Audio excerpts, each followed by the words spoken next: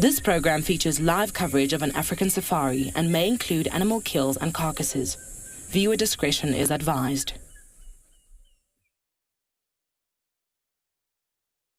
Jumbo, and hello, everybody.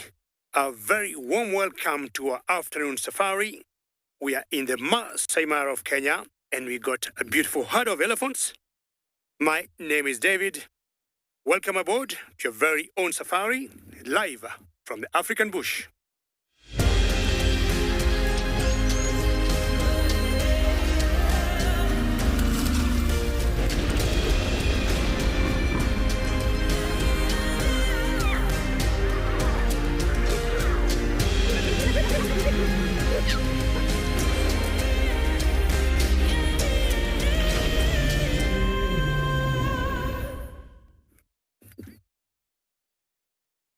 We could not start our afternoon safari better than having a herd of elephants with one huge cow there with very long tusks and taking care of a number of youngsters there. And my guess, this could be the matriarch in this particular herd. I'm not very sure. That's just my guess because I'm just seeing 3 youngsters very close to her, and maybe this is the trust they got into her. Well, to all of you is another very warm welcome to our drive from the Masai Mara. My name is David, and on camera this afternoon is Bungay. Very excited to have all of you on board. It is spitting right now, but that doesn't worry us at all. And we have a pretty warm afternoon of about 26 degrees Celsius or 78 degrees Fahrenheit. And I'm sure you know we love you talking to us, sending questions. How long are those tusks? Comment. What a beautiful herd of elephants there, David. And you can always do that. Tweeting to us, #WildEarth. Look at that mama there. It always gives us a lot of joy. Alternatively, you can use @FC in the comment section of the YouTube chat channels. For the young ones, sending us emails is very healthy. Kids questions at WildEarth.tv. Now, if you look at those L's carefully, they got small little dots. It's just because it is spitting where we are. Hello, Mama. Do you want to have a drink? A pool of water right there. They're gonna keep my voice very soft.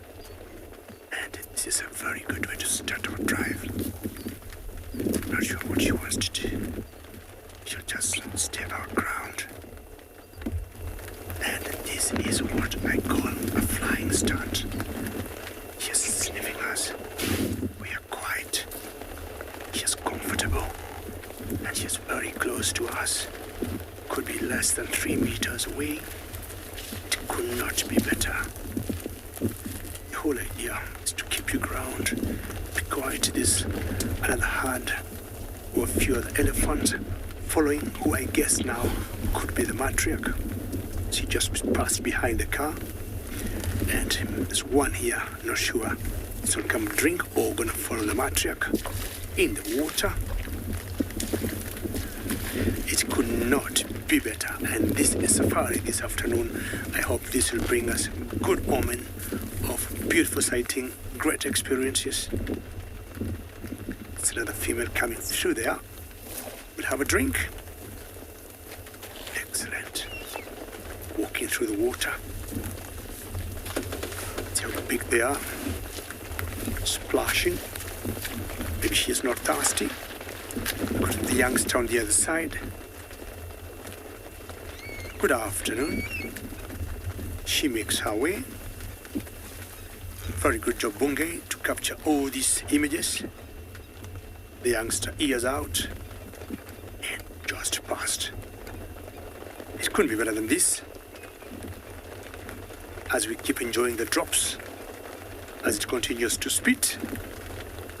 Now, my main plans, I'm sure all of you, we have been following a small little calf that had a fractured leg, front right leg, and she has been taken care of by the vet around this area, and the good news is she is doing very well, and possibly I want to follow her up and find out how she'll be doing, and stay tuned because I'll be updating you later.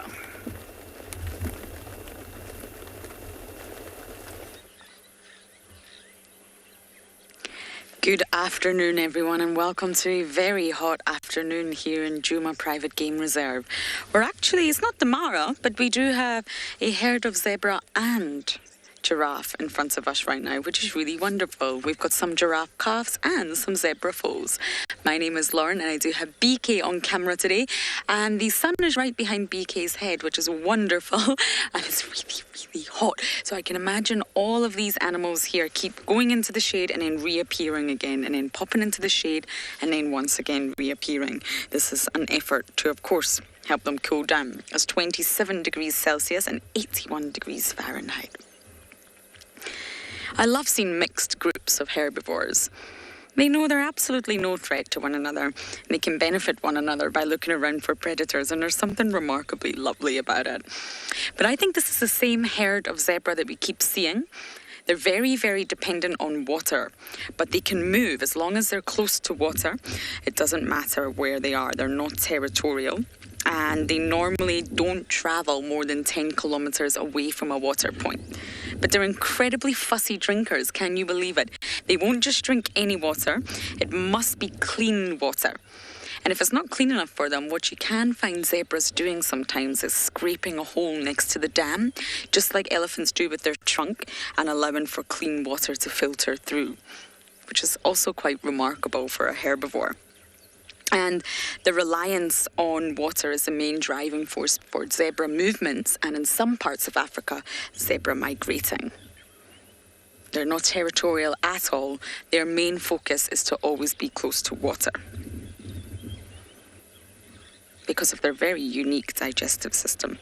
Because they are hindgut fermenters, they don't have that four-chambered stomach that ruminants have. They pile all the food into one gut, which digests via fermentation, and it allows them to have, well, a lot of gas, shall we say. So we are on our way to Cheetah to look for those dogs.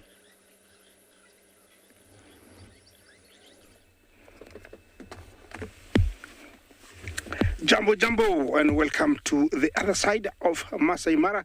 I hope you've had a very good afternoon wherever you are. My name is Isaac, and on camera I have Big James. Already I'm just below the Olololo escarpment, and I have found a nice big herd of elephants, which we're going just to share with you in a moment. And there we go. It's another of nice medium-sized breeding herd, and looks like they're coming to say hello to me. I don't know if they're going to come close to me or not. Usually, sometimes they turn very close as soon as they approach the vehicle. Remember to talk to us on hashtag WildEarth. Questions and comments are very, very welcome. Remember, this is a live broadcast coming to you.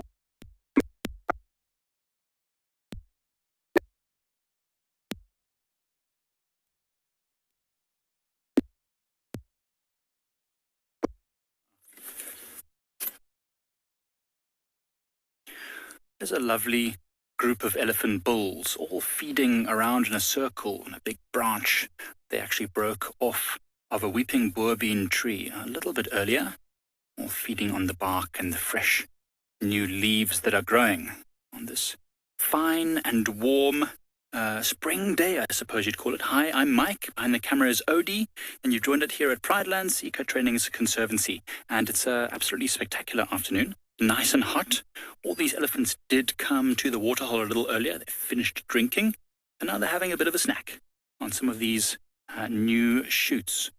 If you look there, you'll notice they're all in a circle because one elephant bull pulled down a big branch, and now they are all feeding on that branch. Thank you. It's nice to be back, everyone. It's gorgeous always to spend time on Pridelands. Lots of cool elephant sightings, always, especially around in Ndlovu Dam, very aptly named.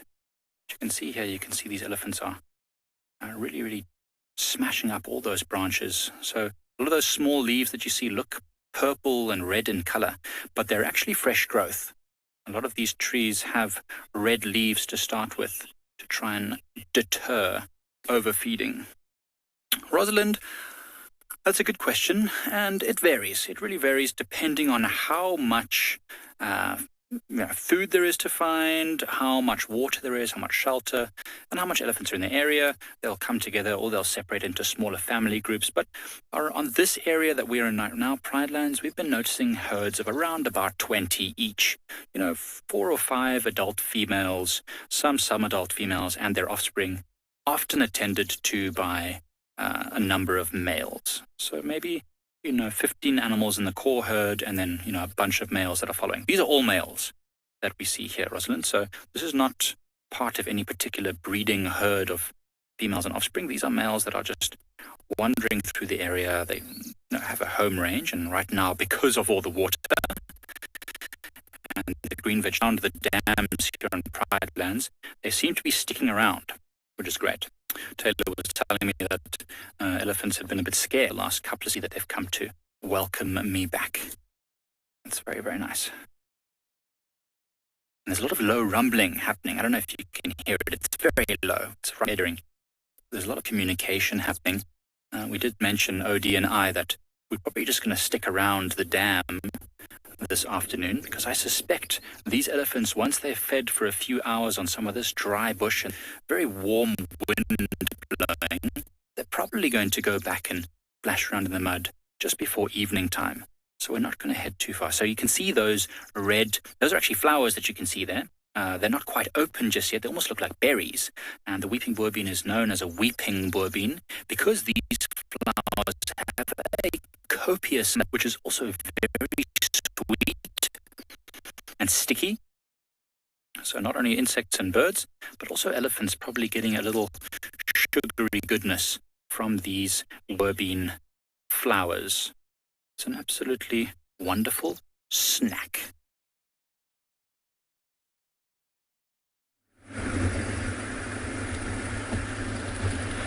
Warm welcome to all our viewers. We're currently at andBeyond in Ngala, and today's mission is we're going to start off by looking for elephants. Now, it's a nice warm part of the day, so mainly predators are going to be moving into the shade, and that's where they're going to spend most of this afternoon before it eventually cools down and they'll start moving from there.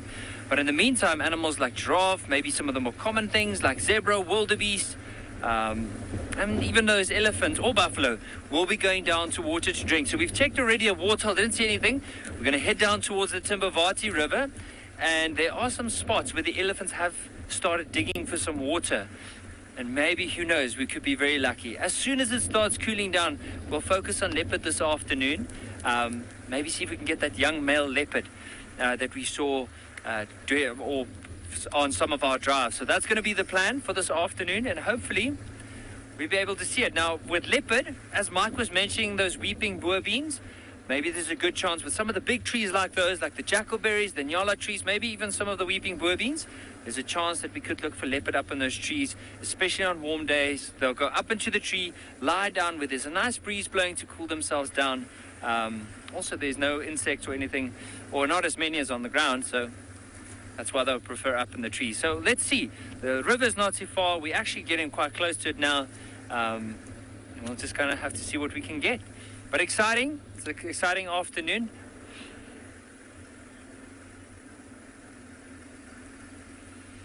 Chris, I don't think I've ever seen leopards eating it. Maybe the young cubs could possibly pick it up, but there's no, like me with leopards, they mainly carnivores, so there's no real need for them, or it's not part of their diet. So my personal opinion, I don't think so. But unless, I don't know, because of that sweetness in it, I don't know if they might just probably lick the flower or pick it up. But otherwise, I'm sure things like giraffes, maybe some of the vervet monkeys, baboons, they'll be looking into that. So as we said, we're going into the river now, and I can actually see some elephants right here.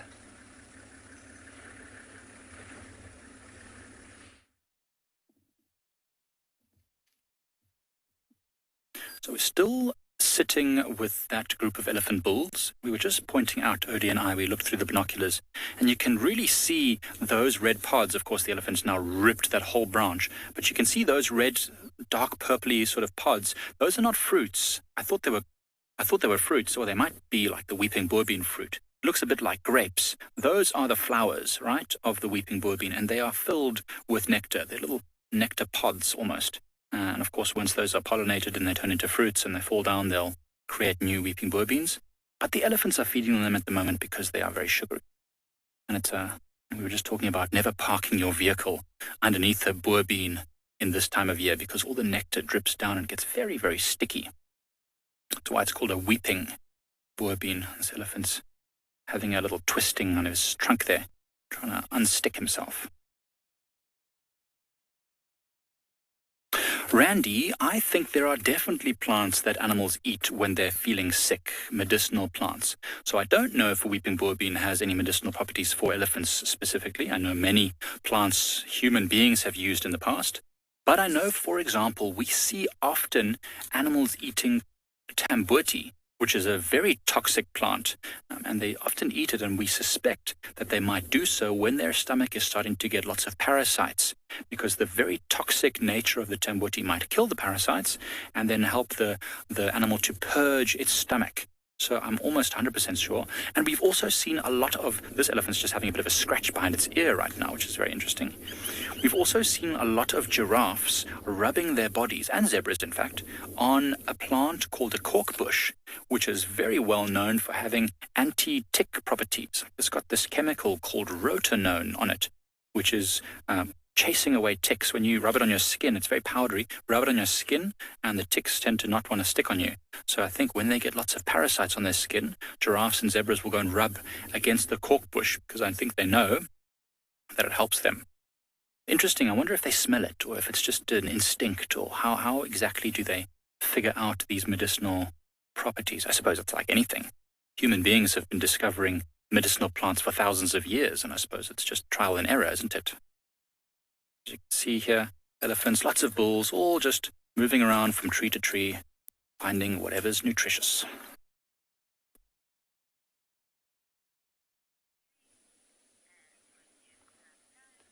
So remember earlier we were chatting about the elephants possibly going down to the river to go and dig in the sand to get some water. You can see this one off to the left is covered with like the coarse grainy sand of the river, and you'll also notice there's a bit of water on his back as well. So I can imagine it's a warm day. This elephant must have been moving for quite a bit. It looks like it's two bulls. Now how I know that is by the fact that there's only two of them together, but also just like looking at the shape of their forehead and just their overall body. They are quite large animal, larger than the females. But look at this one off to the left that we were pointing out. You'll notice in comparison to the one on the right, it is slightly smaller, but also missing a tusk. And that could have been from, maybe imagine pushing over a tree, maybe a fight with another elephant bull, and in the whole process would have snapped that tooth off. See, the other one, the bigger one, was actually drinking first. So this one patiently waited for him to finish, and now going there to enjoy that nice cold water.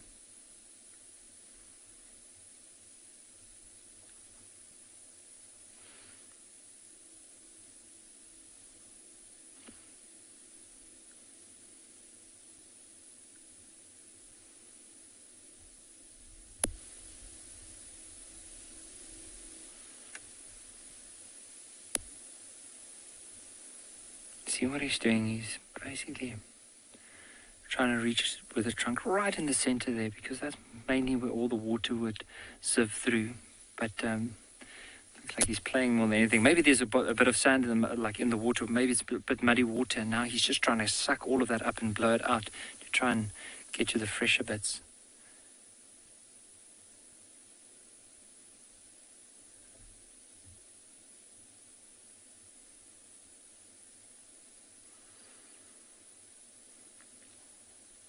Now for an elephant, there's a few ways of keeping itself nice and cool. You can see the skin looks like it's several sizes too big. Notice what it's doing with its trunk. Often Just to rephrase the word, initially, it's by having a skin that's several sizes too big for the body, having those big ears to help cool. You will see as soon as it moves, they'll flap those ears, help cool them down. And also, what they're doing now is to dig for water. After a drink, they'll often take that mud or maybe a bit of water and then flick that onto their back or onto their belly. Might even be that after he had a bit of a drink, he might just do that. But you can already see on his back, notice the mud on his back. So probably been early on, he would have been flicking that sand onto its back just to cool itself down while he was waiting for that other elephant bull.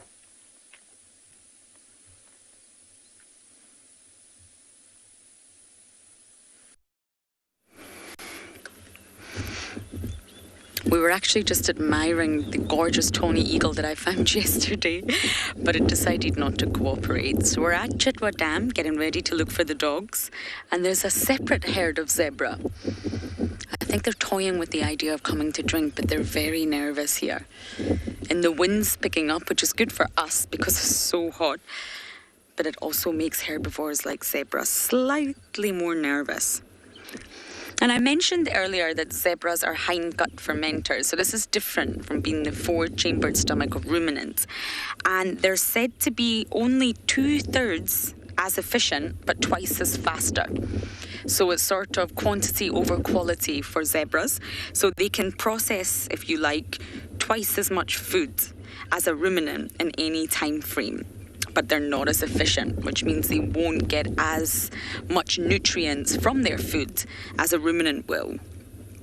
You can compare, say, zebra and wildebeest. I saw a wildebeest just a second ago.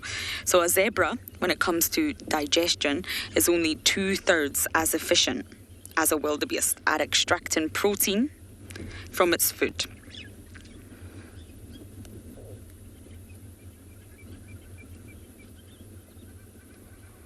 But it means for zebras, they have to spend about 60% of their time eating.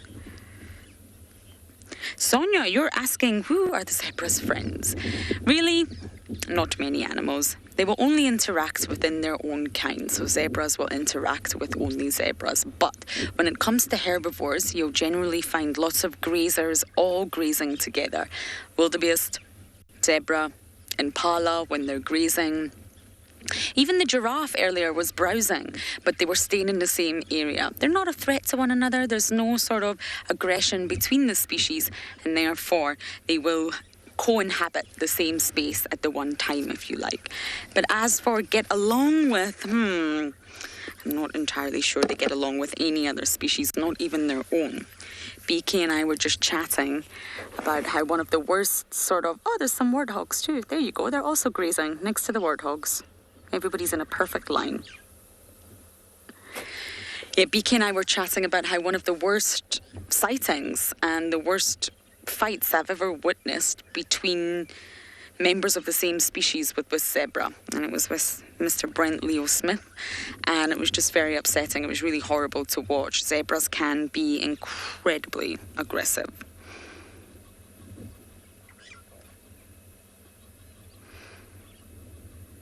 So going back to ruminant versus hindgut fermenter,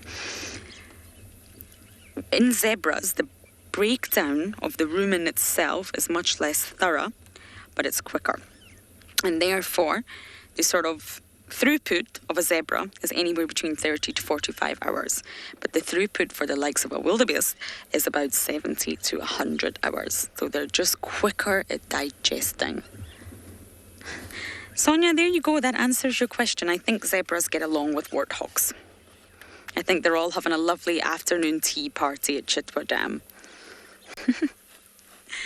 Okay, there's not much else happening at the water bodies. We're going to look for the wild dogs.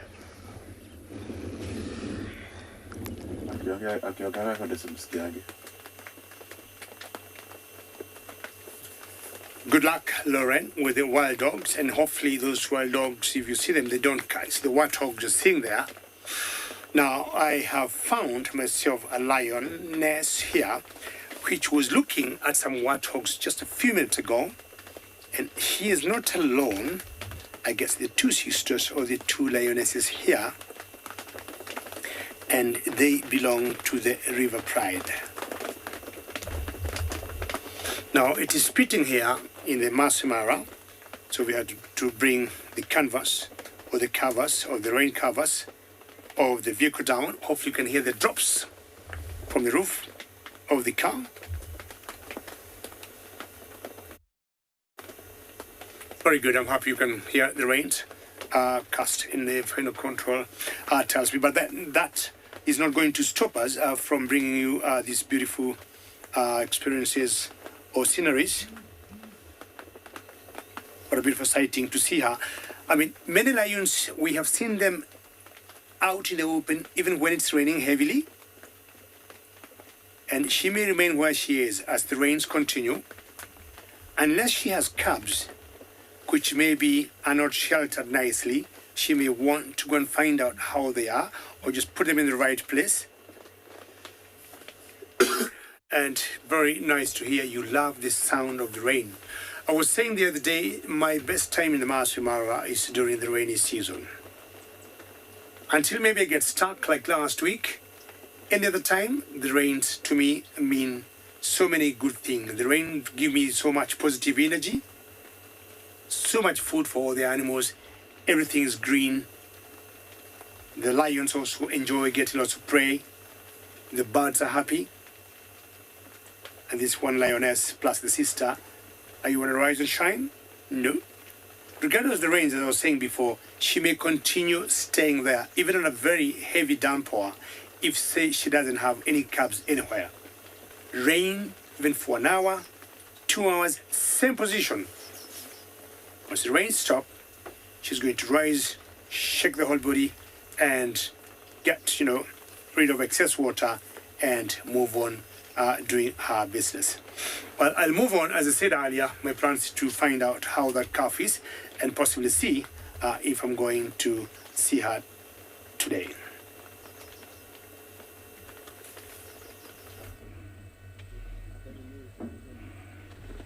Jumbo.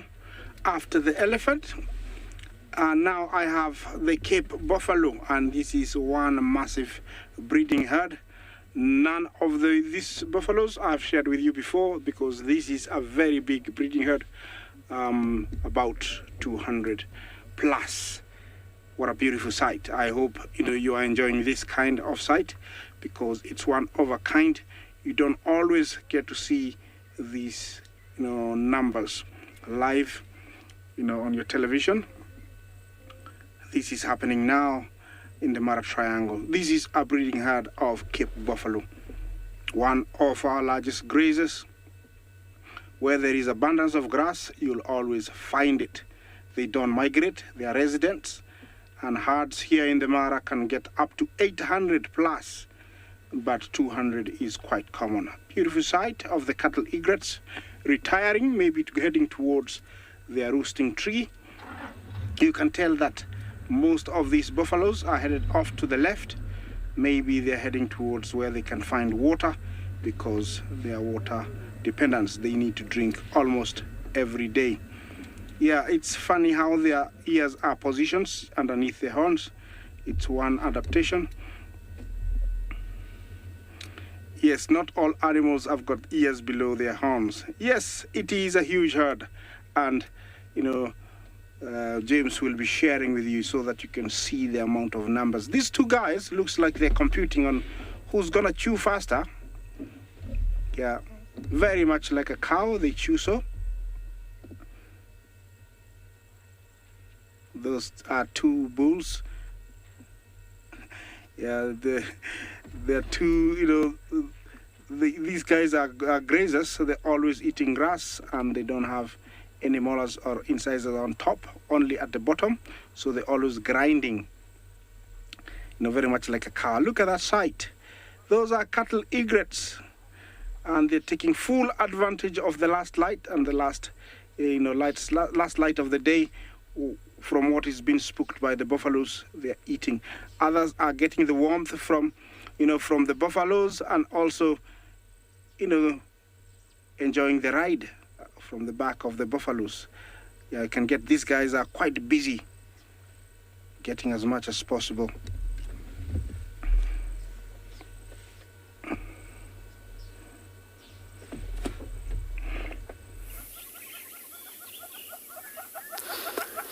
beautiful cattle egret. That's what they do. They associate with buffalo for their own benefit, feed on insects pretty much. So just want to welcome everyone back to Djuma Private Game Reserve this afternoon.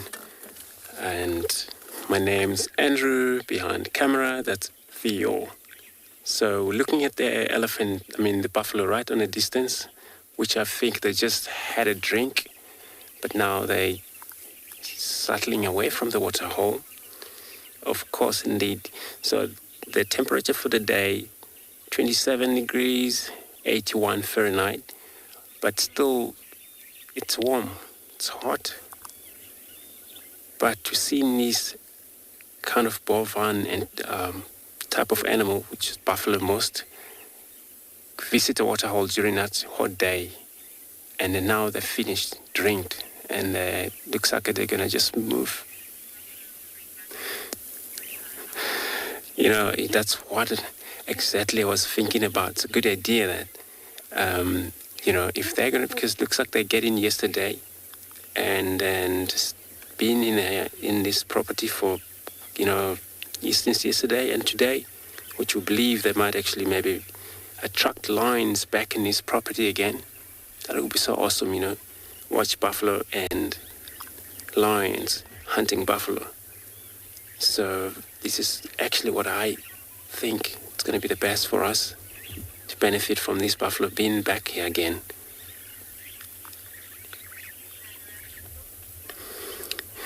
So we got closer by to them.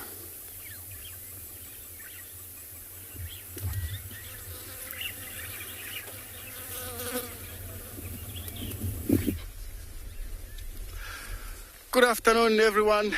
That is Djuma from andBeyond, Phinda Private Game Reserve. Right behind the camera, we have Craig, and here we are. We have a lovely, beautiful male lion. As you can see, he has like a nice mane. If we take a look on his eye, on his right eye, he's got like different color. He's been on a fight, that big guy. As you can see, that's always come from that defending their territory. He might be come across with other male, and then that's why he has that bad angel on his eye. But it's not fresh. It's been like that for quite a while. As you can see, look, one his eyes got more of that white. Yeah, he's a lovely, nice man. And then you can see that he's got a black, and nice tone color of his face, which is a lovely size as well. And look at the camouflage on this rock. We almost missed him because he was putting his head down when we were driving passing here. They're like, oh wow, what is that? And then that was good spotting as well. In that place where he was up on a little bit up on a copy. As you can see, his mane been blown by the wind. Looks like he's been combing his hair. Oh, that is a lovely sight, guys. That is awesome. But if you look at his face, you can see he's been in a fight. A lot of scratch on his face. And then take a look on his right. His left eye. You can see that white marking. That's what they use for night vision when they're hunting. So on the right side, it looks completely wiped out of this white marking comparing to the other eye side. But yeah, he's look very good condition. He has a brother around this area. This is one of the Bayala male. His brother, he's somewhere further east, far from this place. Because they have a huge territory, they have to sometimes to separate, to try to defend that huge territory.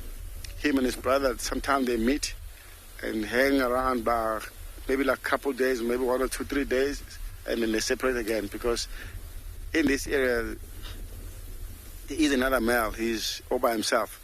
Sometimes he do roll And also the north males, sometimes overnight they do vocalize, and then when they pick that call, they have to make sure they defend their territory because they have a huge area. So that's why he's hanging around all by himself around this area. I'm not sure if he's been seen this morning, but yeah, he looks quite well. I can't see quite nice his belly, if he's had something. As you can see, he's just behind this rock. So we'll just sit here. He might get up and start moving, but we'll see.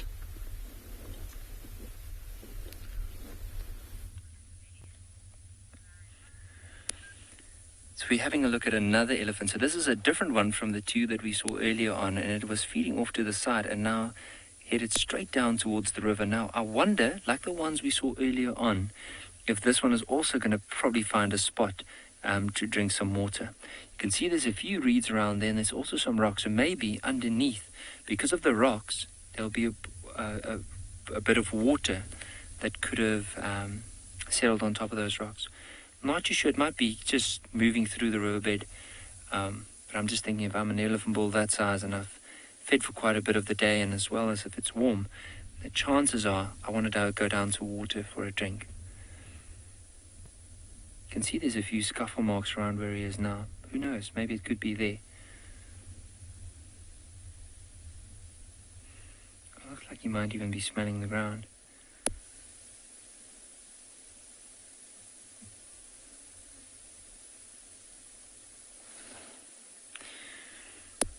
Might just be that he had a drink earlier on in the day, because you can see on his back, you notice the very fine layer of sand on top of his back. That's probably from earlier on as he was drinking and cooling himself down.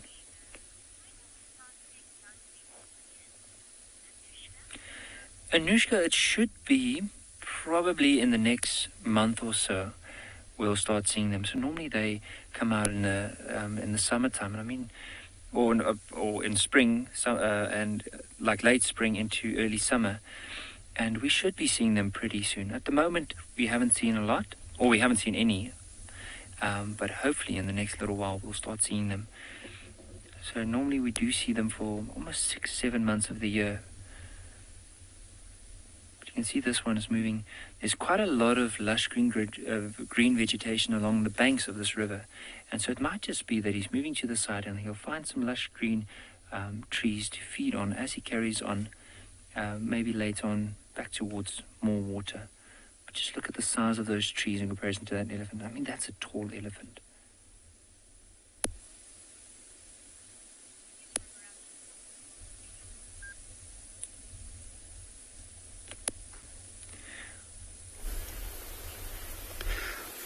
Look at this, guys. Look at that male lion. He's still around. He just stood up and start walking away from us. We'll see if we can able to follow him. Quite a lot of rocky in this area, but it looks like we're just losing his vision now. He might coming out in the other side, but we're trying to maybe to drive around and see if we can able to get another view. And it's quite rocky in this area, as you can see down here, but we'll try. Yeah, we're trying to reposition, see if he's just maybe lie down the other side there.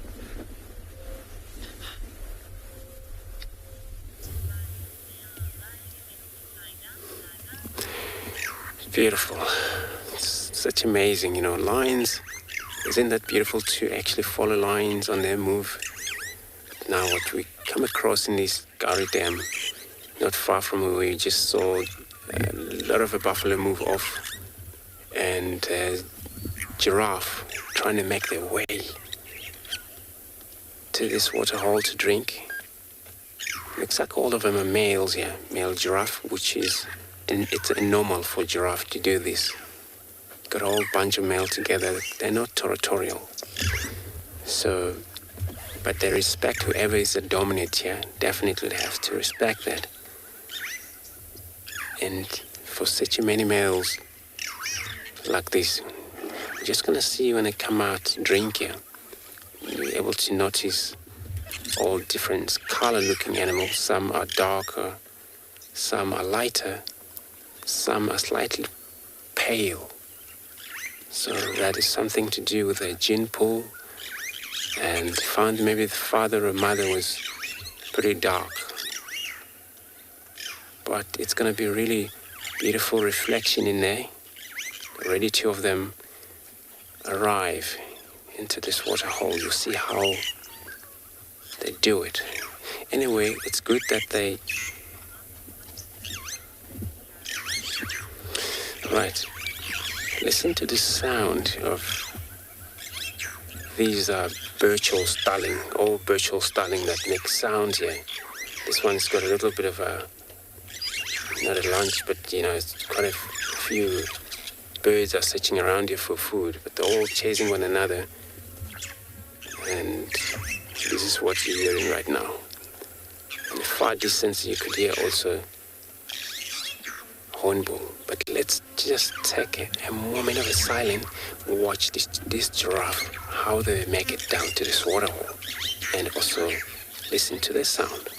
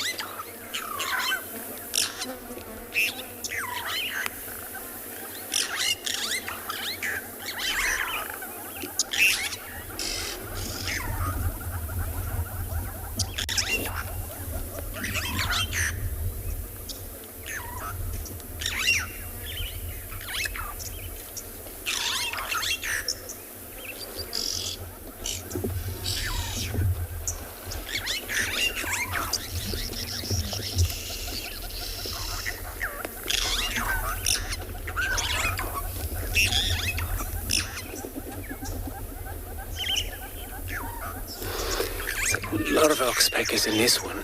I saw one trying to kind of jump. This was a way of getting rid of them, but it doesn't help. It looks like maybe they just picked up that they in that individual one. It's a lot of a parasite that benefit from it. The oxpecker, they are cleaner, so they eat ticks.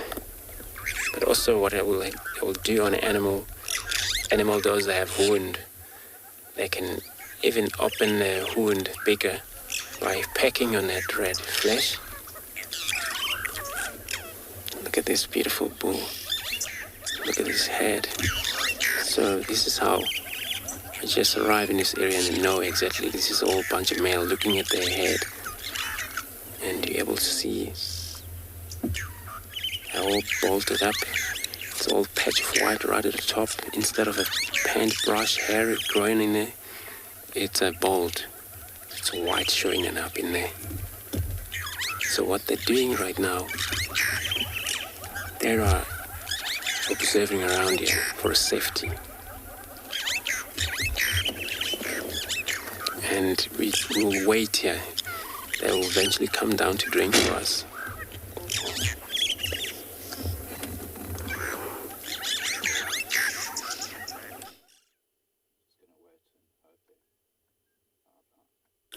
So we were just driving along and we were talking about the temperature and the weather and spring and how plants flower. And we drove past this amazing plant here, which is actually about to flower now. This is called a Bushman's grape or an ivy grape. Sometimes I've heard it called a Bushman's ivy grape. It doesn't really matter as long as you recognize it. And this plant is edible, very tasty in fact. It's got a purplish fruit, just like a grape, looks just like a grape, that's why it's called an ivy grape. And it grows up on these long stalks. It looks like a bush now, but if there was another small tree growing next to it, it would climb up the tree on these little tendrils here and sometimes overgrow a whole tree. Now, what's nice about this is that the fruit is edible. So, of course, if you're lost in the bush or even just on a game drive and you want to taste something, you can eat a bit of this fruit. Also makes a very, very refreshing drink. Crush up the pulpy fruits that look just like grapes, add them to water or whatever you want. Very refreshing. You can make jellies out of them as well. Boil the fruits, add a bit of sugar, reduce them, makes jelly. It's really, really wonderful. And in fact, a lot of people traditionally, before, we could buy a drink or whatever like that, they would walk through the bush and chew pieces of this branch in order to get the saliva to keep their mouth moist and stop them from feeling very dehydrated. Of course, it's not actually hydrating you, but it's helping you to feel hydrated. And, I can really taste it. It's quite interesting. It smells like roast chicken. I'm not going to lie to you. So I'm going to take a piece. I want a growing tip here. So just over here, I've just broken a small piece off. Sorry, I'm bumping my microphone. It smells just like roast chicken. Plant. It just tastes like a green plant. Nothing is edible yet. I'm so sorry. I'd love to eat more of it, but I'll wait for the actual fruits to grow. It doesn't taste like roast chicken, though. I'm a vegetarian, so not bad. It's very, it's very bitter. It's drying my mouth out incredibly.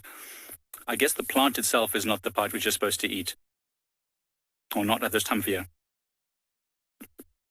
No, I don't know what they're talking about. Maybe I've got the wrong plant, because that is not making my mouth feel very moist at all. And Lord knows, I like it when my mouth is moist, not when it's dry like this. But anyway, I think it's definitely an ivy grape, because it has that roast chicken smell that I recognize so well. And I'm sure it's going to fruit in the next few weeks. And we'll show you once again what it looks like. As we drive around here, we're actually noticing a lot of small plants that are starting to flower now. And it's a gorgeous time of year. Because although we haven't had rain yet, proper rain, a lot of what plants need is three things. They need water or food, and they need heat, and they need sunlight. And right now they've got the heat, it's very warm, and there's plenty of sunlight.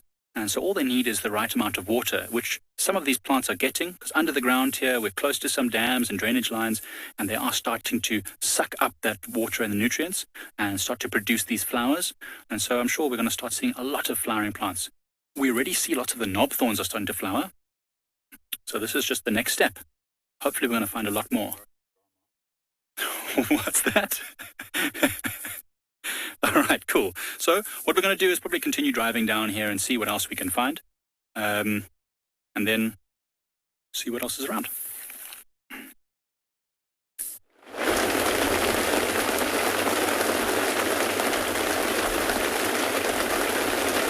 Yes, there's a lot to see as you keep driving down.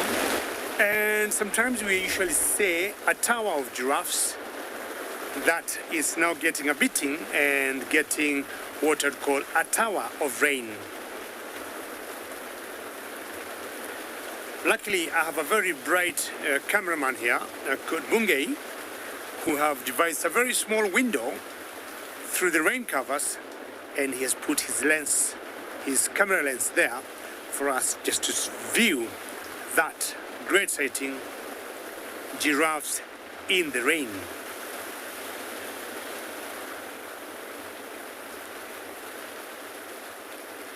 This morning I was by the Mara River and I was having some good fun with the rapids on that river, and just wonderful to hear all of you saying, wow, lots of rain. But look at these mammals here. I mean, they don't look bothered a minute by the rain.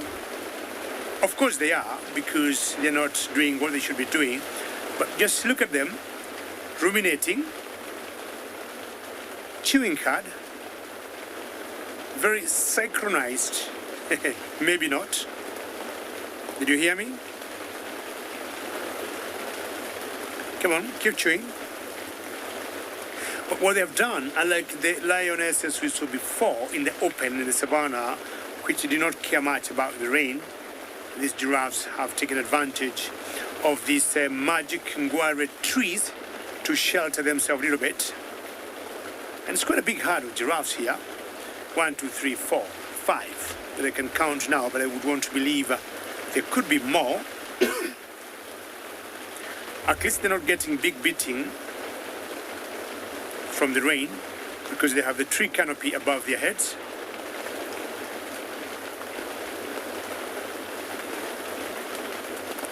And I have always thought ruminants, ungulates like the giraffes. Angie, how are you today? And you're saying they look like they're chewing bubble gum. Exactly. I mean, just look. And Angie, I was saying earlier, I've always thought the ruminants have big advantage in terms of feeding, unlike the non-ruminants, because if they eat so much, it gets so hot, it's raining, they cannot continue either grazing or browsing like the giraffes would do. They would regurgitate what they had eaten earlier, back in the mouth, re-chew it again, and swallow. Just look at that. Now, what I never understand is the process of when they stop chewing and it's finally chewed and they swallow.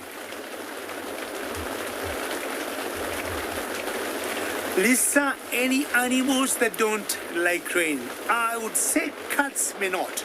With the choice, Lisa, you'll see cats looking for shelter, but if rain gets them at a particular point not near a place they would get some shelter, they'll be fine. Earlier, Lisa, I hope you're watching, we started the drive with a herd of elephants, and the elephants remained there, and as I left them, they were still feeding. They were not bothered at all. But I'd say any animal that's covered by a bit of fur, like giraffes here, like cats, lions, cheetahs, leopards, with a choice, I highly doubt they would like the rain. Hippos, elephants, rhinos, without any fur, on top of their hides, I don't think they would be bothered by the rain. But this, most importantly, whenever it rains, you'll always see an immediate change of behavior of all the animals across the board. The giraffes have stopped feeding because of the rains, because they know once in a while, that's when things go wrong in terms of predation. Antelopes will do the same. They'll still remain in the rain, but they are more vigilant of any predators coming to snake on them. I will spend a few more minutes here enjoying the rain on the roof, rain covers, and enjoying seeing these giraffes ruminating.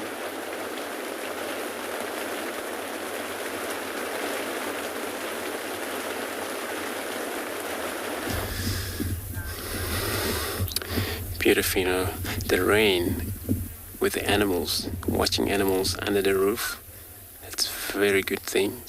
And watching animals getting wet. But back here in this dam, our giraffe didn't drink, so they've moved off. Was when one of these hippo was blowing the nostrils very hard, and one ran because it got frightened, and all of them, they're still looking from the distance. Maybe they'll probably come back here to drink. We're not sure, but they look thirsty because these two, they don't want to move far away. Where Hippo was only doing its thing, but it did actually frighten them. As you can see, our Hippo's still there. This is the boy who was doing a lot of noises here. If they don't drink in this waterhole, they would try another waterhole. They don't mind walking distances. Well, they only needed about 38 liters of water a day, so probably drank somewhere else, and they will drink again wherever they're going right now.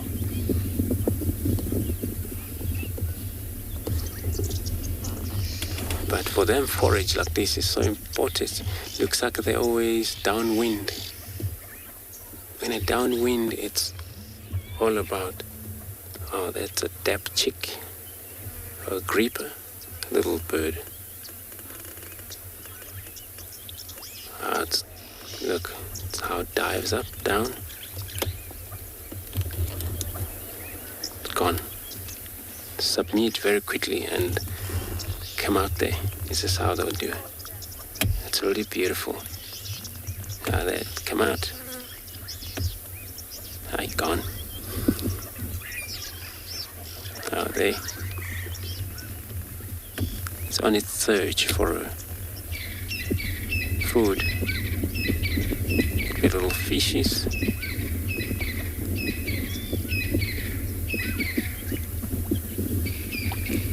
Isn't that beautiful in such a hot day? And got a water bird that are. Yeah, it is beautiful grape indeed. I agree. It's a beautiful bird.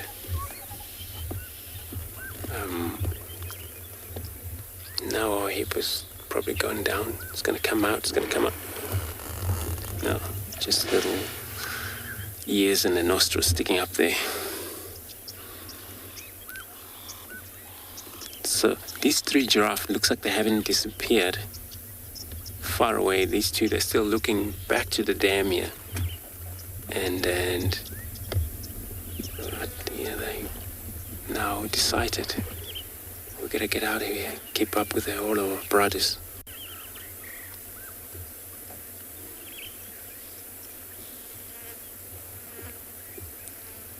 So it helps when they feed, but they face a wind, downwind. You know, a lot of trees that they're disturbed. This tree found they've been fed a lot. A lot of animals, browsers have been continuously feeding on these trees, and the final trees that would communicate, which produce of these chemicals called tannin, and tannin turned taste of a tree sour. And a lot of time you would find these animals walking past a lot of the beautiful trees, or some of them are not beautiful, but you know, it's a tree species that they often feed on, and they're not interested in feeding your nose. You wonder why, but that's what happened. It's that tree, it actually turned sour, that they don't want to be fed in a time where there's been a lot of browser species in that area, because type of area, type of soil, different soil, tree species grow in such a, in that slope area, drainage line systems. All trees are full, nutritious, sweet, tasty, very good. That's where you find these animals always get around, feed in the drainage line system, because all the tree species of acacia trees are there. But trees also get tired of receiving a lot of arrival feeding on them. Say no, well, maybe a week off until they're ready to be fed again.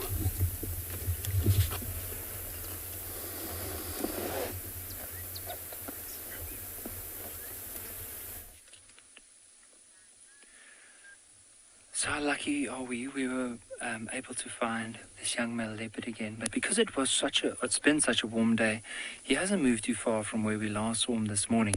He actually just came down into this drainage line where it's nice and cool to lie down in the shade. But he's a beautiful cat, especially if you look at the different colors, those long whiskers.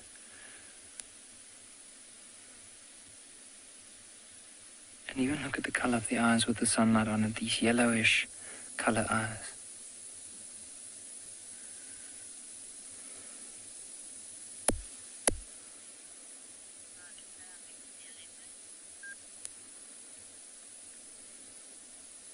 And even look at the spot pattern around his face. So you'll notice that the first little part almost looks like a cheetah if you look around the neck and the side of the chest. And as you go down the rest of the body, they turn into these rosettes, which looks like a bunch of spots that are fused together with a little brown patch in the middle. But for now, he's just cleaning himself. Now, early on, apparently one of the rangers said that they saw him making a kill on something really small. It might have been a genet.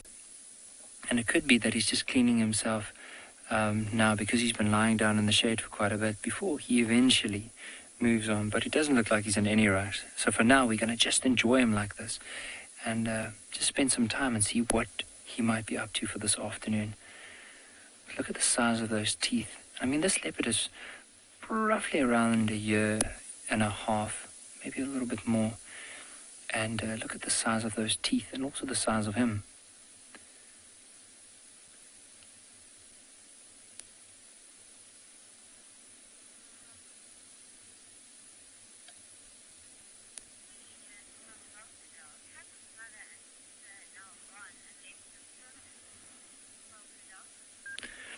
polka dot with the mother and the sister. I'm not too sure if they left them permanently, but I do know that their tracks are in the area, so I'm sure they haven't left him yet. And the chances are more likely that...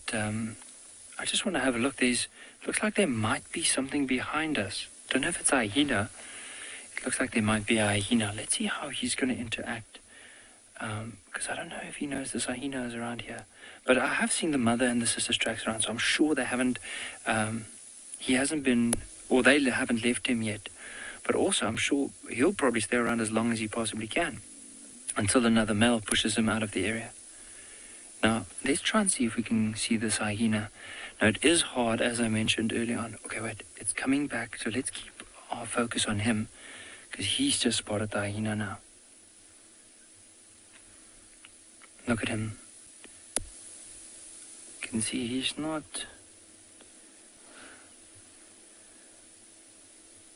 really appreciating the hyena being around. Now, the hyena might have picked up his scent, and he's trying to stay away from that hyena. But look at how he's just focused on it.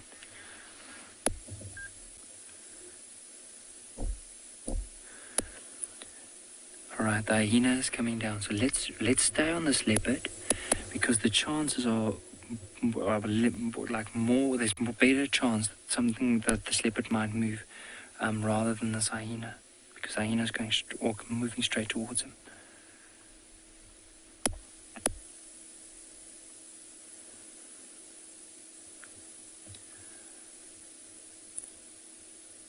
So what I want to do is just be as quiet as possible so you can see the scene.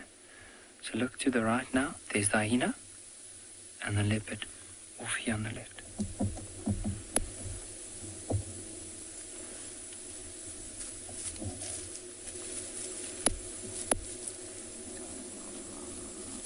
Don't know if you can hear the snarling noise, but it's basically this male snarling at this hyena.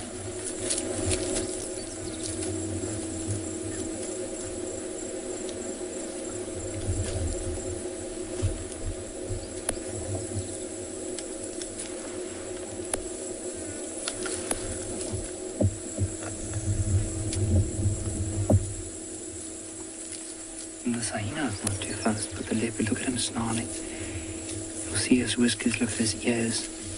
And he's also constantly looking up the tree to see if he can run up the tree, if the hyena had to turn around. The hyena's got the message and is moving off, and this is all helping this little leopard to build his confidence. It is hard to see him, but we're going to try move a bit closer.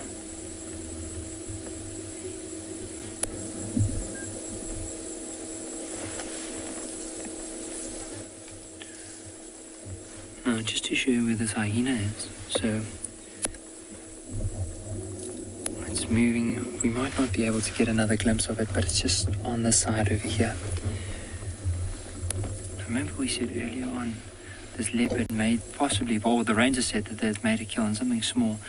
I wonder if the hyena didn't pick up that scent, because that would have been in that drainage line there. So a drainage line, basically for some of our viewers that won't know the concept, it's just any area where water will drain down towards the bigger river, or we refer to it as a riverbed. But the hyena is slowly moving off. Let's see if we can go back to this leopard. Now, he is currently staring straight towards that hyena behind us.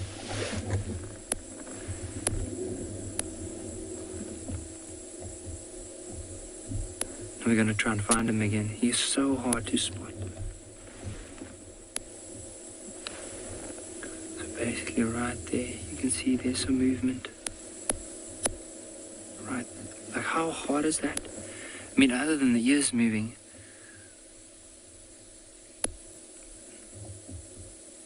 So what he's basically trying to do is, with this hyena moving around, he's trying to conceal himself so the hyena doesn't spot him. But the hyena has a very good sense of smell, so he'll probably eventually move around and then come back towards that leopard.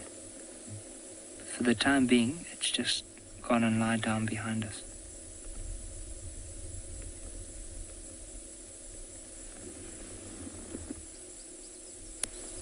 What I might do though is because of the gap that we have now, we won't be able to see him clearly. I'm just going to push maybe 2 or 3 foot forward, and we'll be able to see if we can get another glimpse of him.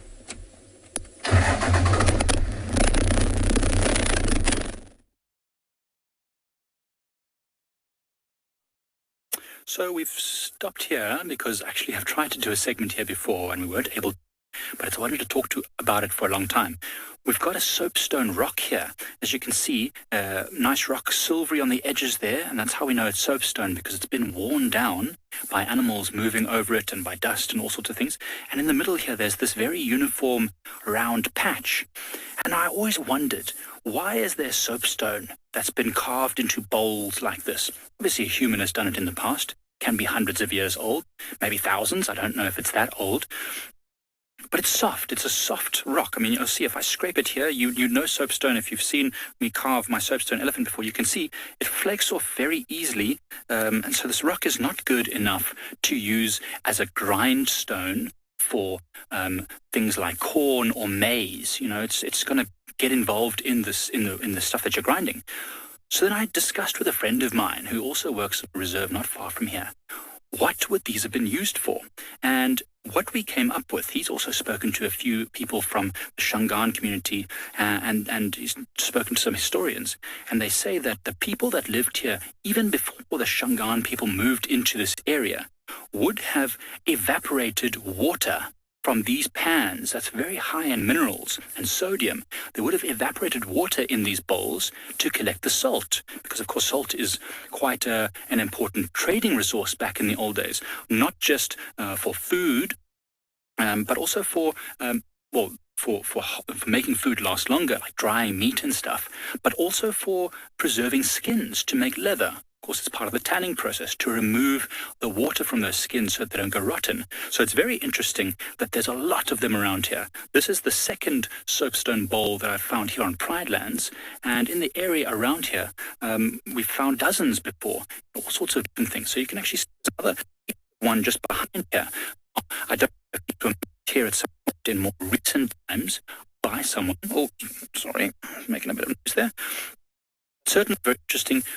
See them lying here and covered in grass before, but now as the business progressing, the grass is being eaten back by termites and exposing this stuff. So it'll be interesting to see what else it exposes over the coming weeks and months before we get proper rain. Right. So anyway, what we're going to do is we're going to keep driving down Marula Lane and see what other cool stuff we can find unless there's animals around.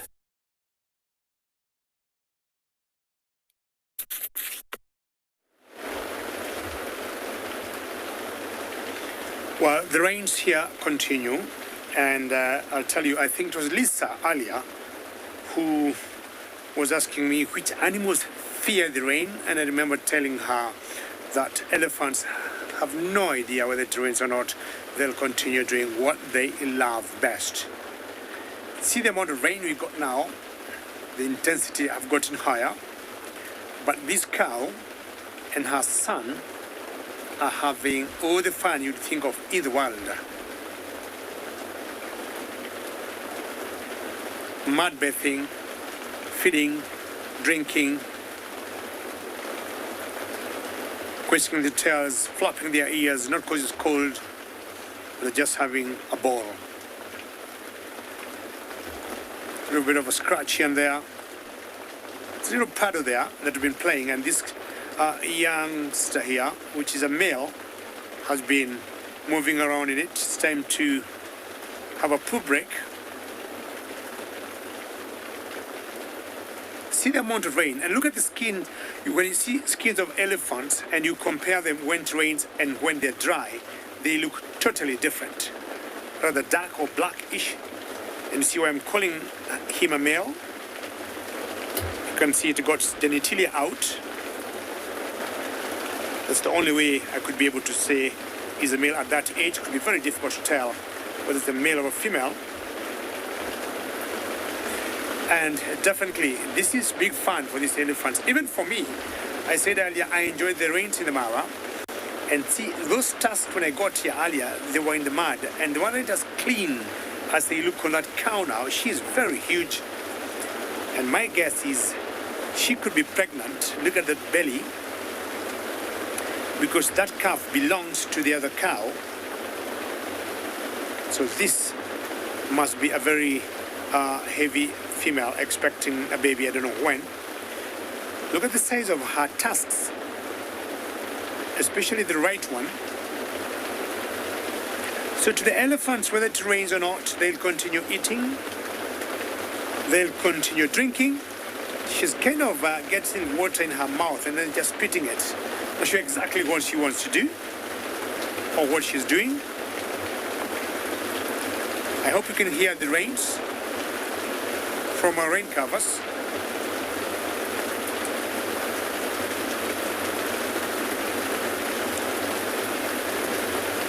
It's just a wonderful feeling to hear the storm. But luckily, we don't have any thunderstorms or any lightning. That's why our equipment has remained on. Otherwise, it becomes a concern when you get bigger thunderstorms or when you get lightning. We may have to power down, but I would say so far, so good, and still in business. Continue enjoying the rain and enjoying seeing this cow feeding as I monitor that it will get heavier or not.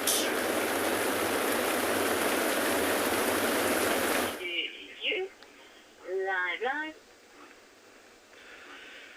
Very good afternoon. It is a rainy afternoon here in the Mara, and we're very lucky we've come across this small group of old buffalo bulls, and life seems to be very good. They're enjoying the rain, grazing in this wet area, and giving us a stare once in a while. And you know what, one thing with buffaloes, they always give you a basically mean stare. Oh, the one to the left has got something hanging on his ear. Oh, it's a pretty earring. Probably he's been going through the bushes and something got stuck in his ear. And the thing is happy, moving around with that particular twig. And as you can see, you know, buffaloes are ruminant, and they're using this rainy afternoon to chew cud. A group of 5 full-grown buffaloes is quite a formidable force, and this always ensures that they've got the safety of each other. They watch each other's back, and any predator that will probably wants to come around and attempt to bring or to attack such a group of buffaloes is likely to think about it so many times before trying to attack.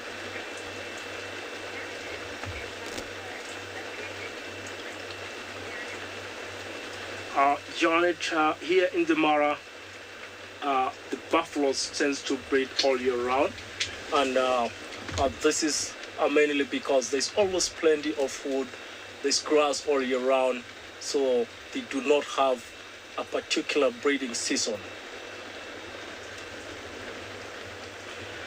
Right, the buffaloes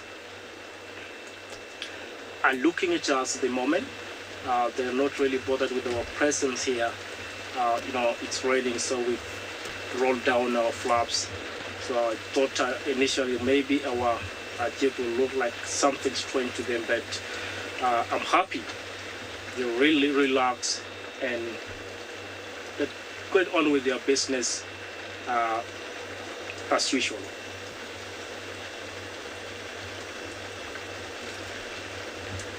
Right, the rain continues. It's a drizzle, and this is actually something that is very good to the animals here, because you know, it enables we're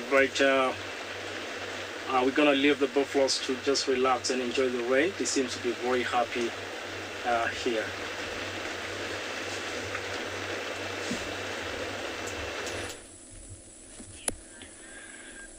This young male has just put his head down and he decided to lie down flat Now, it wasn't like this a few seconds ago because that hyena was around the area again.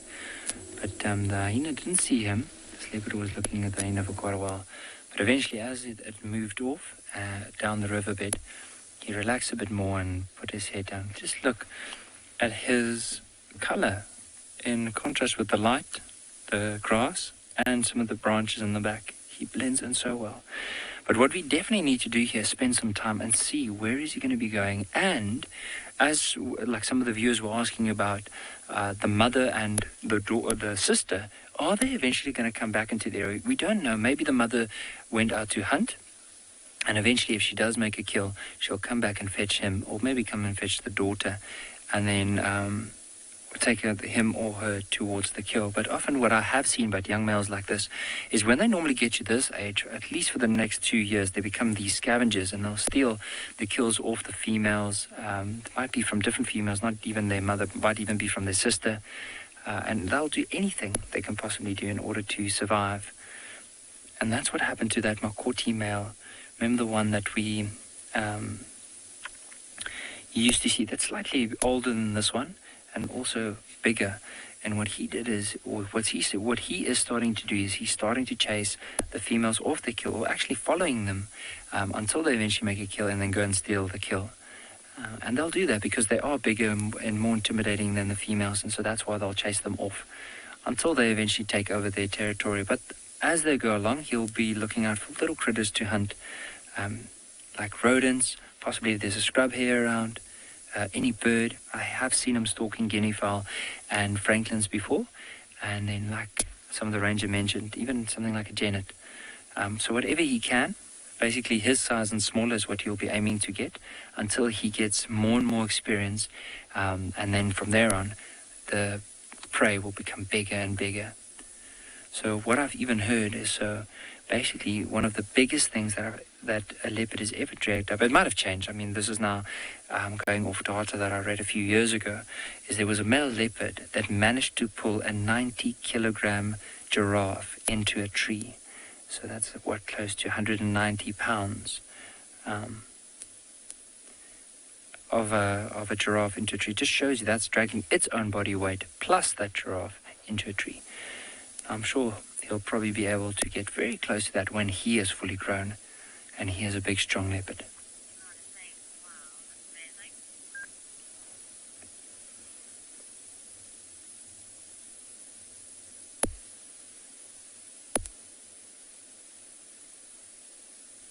And the one thing that I definitely also enjoy is often how leopards, because of their camouflage, they remind me a lot of tigers that you find in India, because of the areas that they prefer, these denser areas.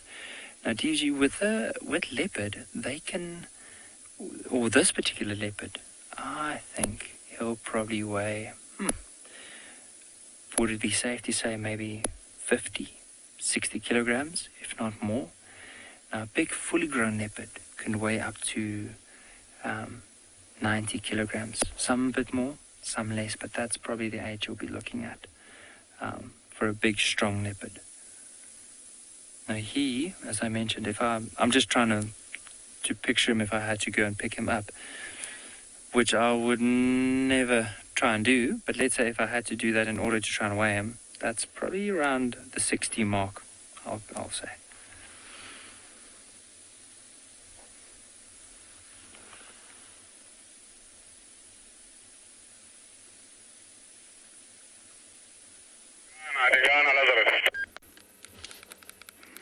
We found them. By scent, actually. Can always smell the dogs before I see them. Now, it wasn't easy. We've been round in circles. What happens is it gets too hot. So from the last position they were, they're really, really far east from where they were this morning. And that's because it's too hot. And looking around the sort of barren landscape of winter, there's really not much shade. They don't have much choice. But the puppies are looking rather alert already, I must say. The youngsters do not like to sleep. And we've got the sighting all to ourselves at the minute, which is fantastic. And do you want to know why? Because Tingana has been found on Cheetah Plains, which is really far south, southeast for Tingana. So I wonder if he really is nomadic now. It's been a sort of topic on our lips for many times. Is Tingana going nomadic?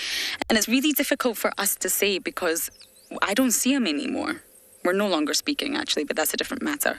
Oh, they're watching a water bug. I don't think they're going to hug, but there's actually a water bug. Oh, many water bugs walking on the other side of the drainage. Look at the puppies. I think it's far too hot for them, but still, there's water bug. Oh.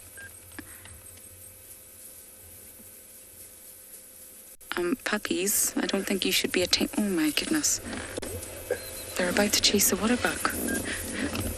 The water bug's running beaks. They're running.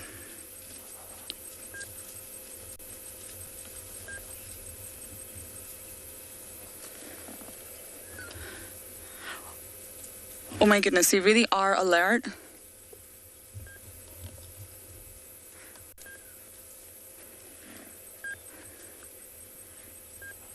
The adults are up too now. Everybody's up. I think it's time for us to reposition or we're going to lose them. So yes, it's hard for us to say if Tingana's nomadic or not because we don't see him. So I don't get the chance to say if he's scent marking, is he calling? I don't know anymore because I don't see it. But I think from his movements we can say that he's probably starting to go nomadic. Okay, they're on the other side of this drainage. And it seems like the puppies are hungry, so hopefully we can catch up with them.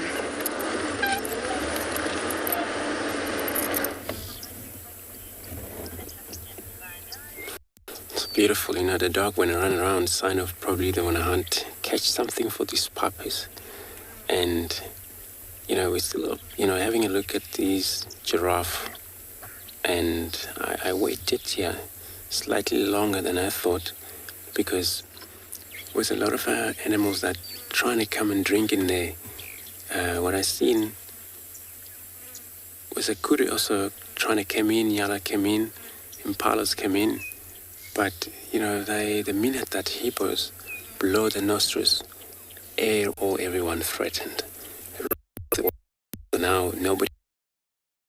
It's probably, and then the reason I waited, I wanted to see because, you know, giraffe, they have a good sense of our sight, you know, they can see well things that, you know, you don't see. So I was hoping could be maybe a cat that's lying somewhere there that they don't want to drink because of that.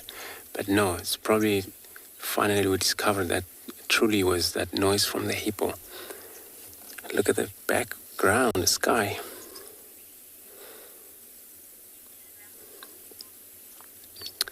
We will continue to look around for anything else. Leave these guys in peace.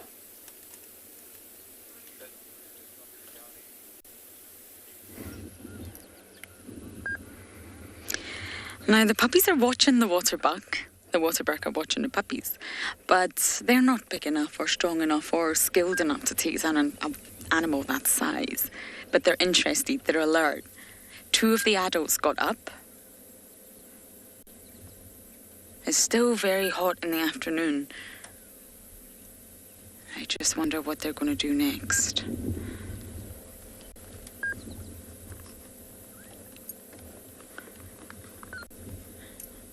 Oh, up we go. We don't want to be left behind.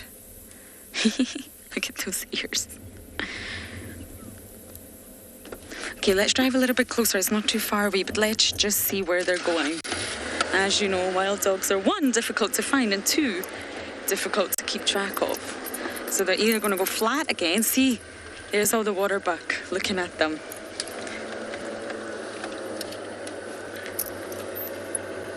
You see them, they're not happy. They know the dogs are around. And dogs absolutely will take down water buck if they get it right. That would really fill all these hungry tummies. Okay, let's keep going forward to see if we can get a view of this pack. This pack's keeping everyone on their toes.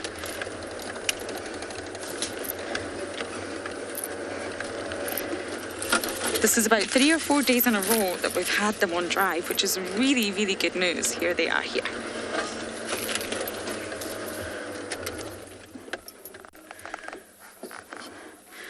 They're moving back into the drainage. Many of you are hoping for a wild dog hunt. I'm hoping that we also have that on our hands today.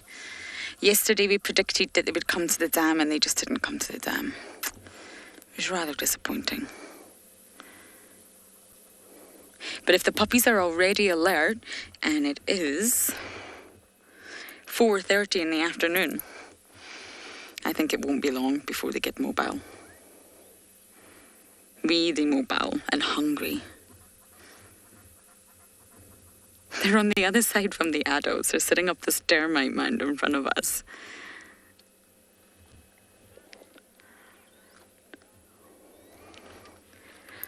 Kyla, you're asking, can dogs run for long distances? And that's one of the wonderful things about the way they hunt. So they can run very, very fast. They're built for coursing. Long legs, slimline bodies. But the remarkable thing about them is their endurance. Their endurance is what allows them to hunt so successfully. They've got about an 80% success rate, and that's not just from the speed that they go at, but it is their endurance. It's remarkable. They've got all this energy to just keep going and keep going. They've got very specialized nasal passages, and they're extremely well developed, and this helps facilitate breathing for going really fast for long distances. Now, they don't go anywhere near as fast as cheetahs do, but they are remarkable and they can keep going, and that's the most wonderful thing, and it's what leads them to their success. They're said to reach speeds at about 50 to 60 kilometers per hour for several kilometers. They can maintain that speed. Lions can't do that, and leopards can't do that. So it's fast for long, and that's what's remarkable about them. I think we can go a little bit closer, BK, and get some better views. There's some puppies that are still watching the water park. Oh, this is a bit of a standoff. Okay, I'm going to do my very best this afternoon to keep up with these wild dogs.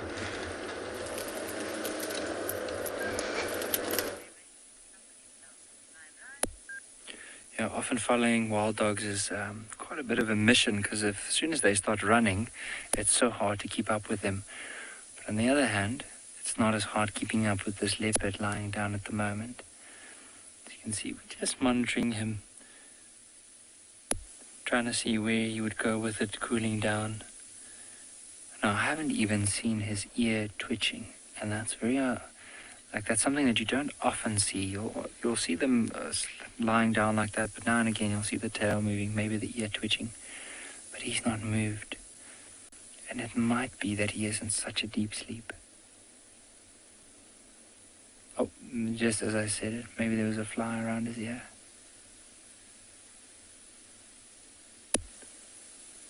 Just notice that little patch of sunlight on his ear at the moment.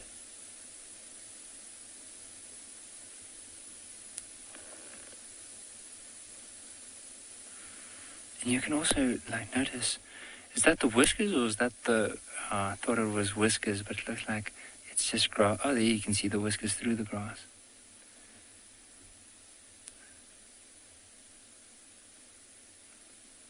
And he will be listening out. Even though it looks like he's fast asleep, he knows exactly what's going on around them. So if there's a hyena moving behind them and crunching on any leaf, he'll immediately wake up. But it's nice to know as well, with us being here as well, we're not affecting his behavior, because he's not constantly looking at us or moving away from us, and he doesn't see us as any threat at all.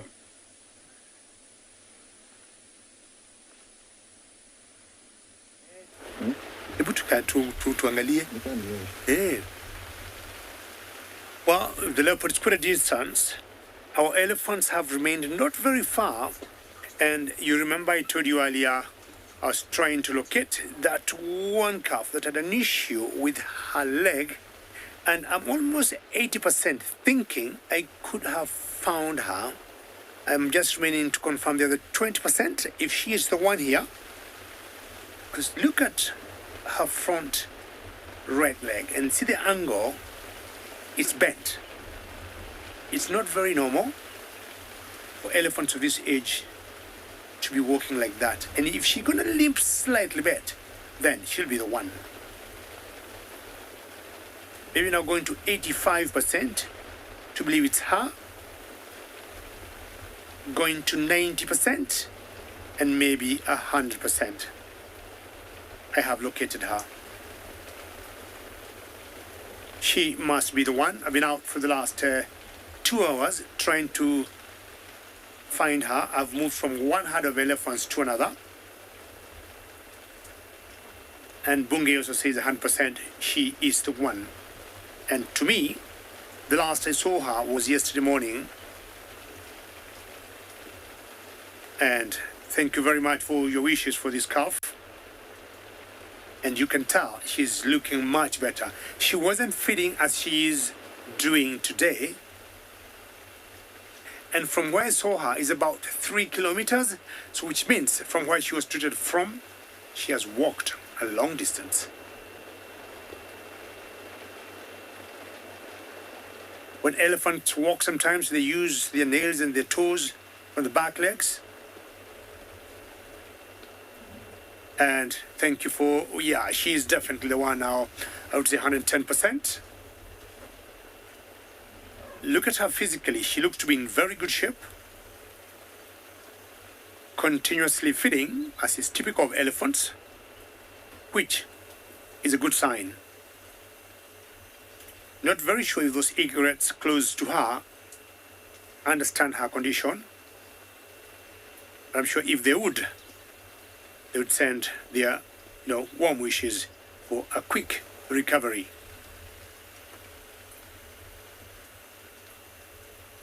I do not know what herd she comes from, because there's one cow there who is breastfeeding, and you can see this young calf here sucking.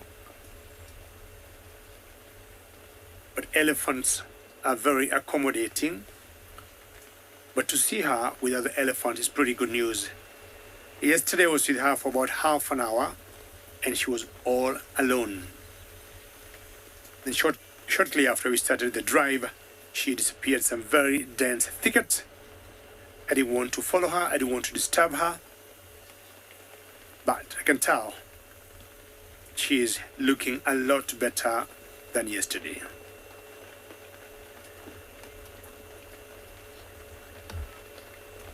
This baby is trying to stay under the belly of the mother, of course, to shelter herself from the rains.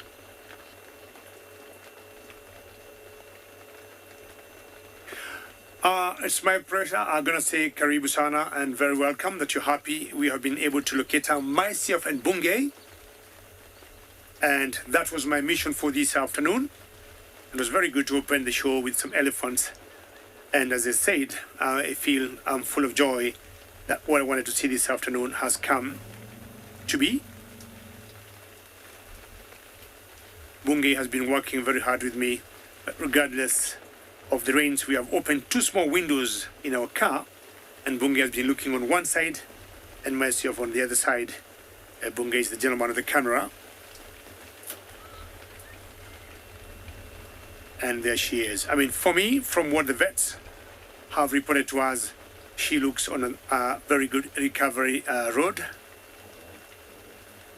But you can tell that front right leg is a little swollen. The only thing one of the vet doctors told me, they're yet to find out exactly.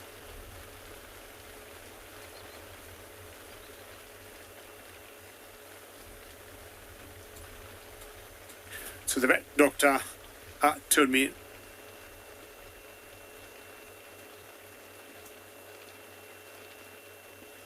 what the vet doctors will do normally, they'll always first dart the calf and then examine the wound or the fracture or if it's a sprain, and then give the necessary treatment. Now, what they're yet to find out is what caused the injury. They're not very sure 100% what could have happened, but as it heals and as they continue seeing it, because they told me they're seeing her 2 times in a day, and depending on her recovery rate, they're going to know whether maybe she fell in a hole. Could there have been a human interference? We don't think so, because where we are, nobody walks in the Mara. Elephants, clever animals.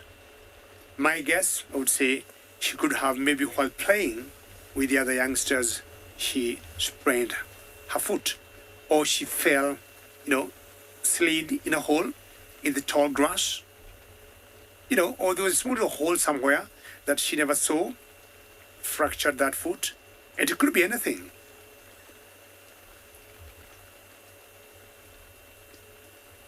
Waterbuck also feeding regardless of the rain. But my biggest joy is to see her feeding and much balanced than yesterday. Yesterday you could tell she was struggling to move using 3 legs instead of the normal 4. You can see she doesn't want to put any weight on that particular foot,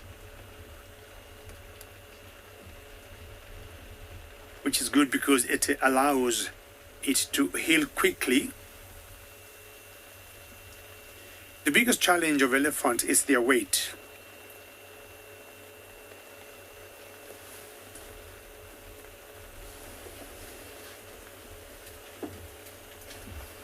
We could be in a location where maybe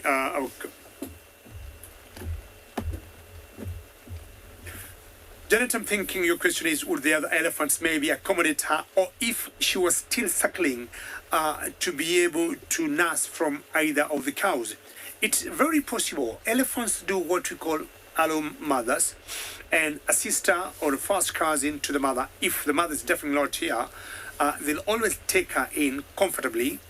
And if she is still maybe nursing, should be able to do the same from either of the aunties in the herd.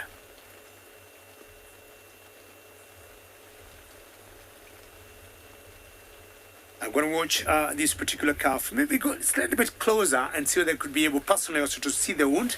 But in the meantime, let's find out what Lauren has for us.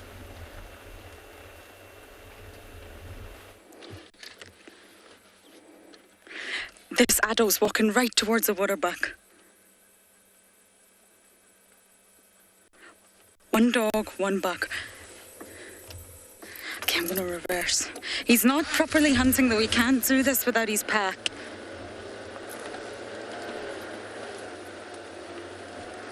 Sorry, it's through the vegetation. We just...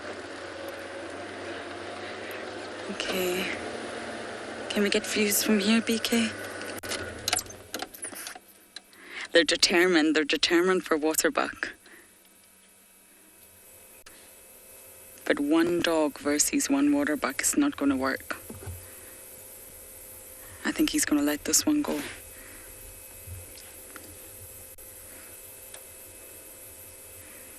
He needs everybody else to be on board for this to be a success.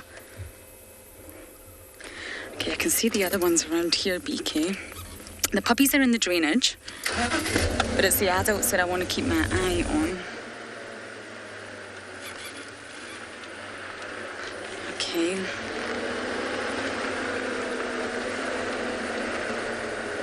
Now I've lost him.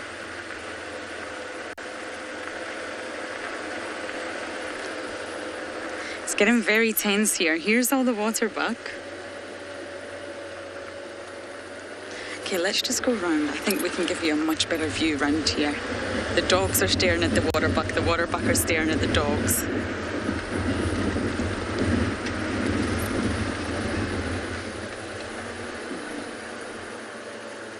Yeah, right through here, BK, you see the dog in the distance? There's a buck and then there's the dog.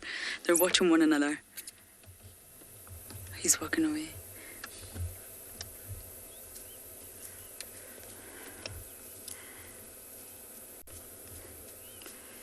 The waterbuck are staying very close together, which is a good idea. I don't see any young ones. We've got some young males. But what the dogs need to do is work together and cause panic. And by causing panic, they split this herd up, and then that's when they can sort of swoop in and take their pick. Let's just go a little bit forward and see. I don't want to lose sight of the dogs, but we're really not far away from the dam, so if we do lose them, I'm going to guess that's where they'll go. Oh, the waterbuck are nervous.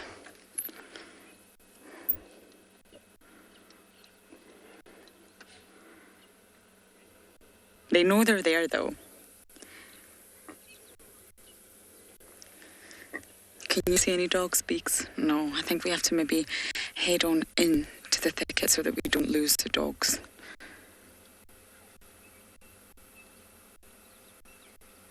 Yeah, I can see them on the other side. Okay, let's see if we can try and get round the water back here and find out what these dogs are up to. There's a drainage right in the middle here and they're down there, so it's not easy.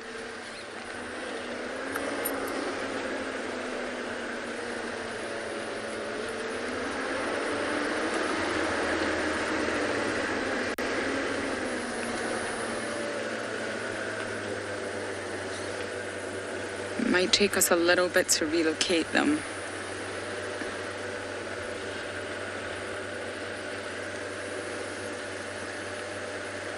What was that, sorry, Kirsten?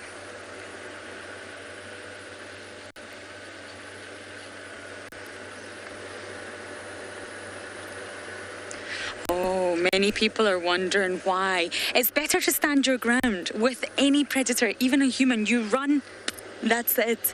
Predators are attracted to movement, even lions, leopards. So the minute you run, you become the food source. It's far better to stand your ground, especially when you've got 1, 2, 3, 4, 5 large water bucks behind you. It's far better to stay together and stare down your prey. You can see the enemy coming. You can never be taken by surprise. That's much better, and that's exactly what impala do. They sort of shout and stand down the predator, and it means the element of surprise is ruined. Now, although wild dogs do not hunt the same as lions and leopards, they hunt by coursing, as I mentioned earlier, it's still a little off-putting for one dog to be challenged against 5 waterbuck. Okay, I'm going to pop my nose in here and see if I can find these dogs.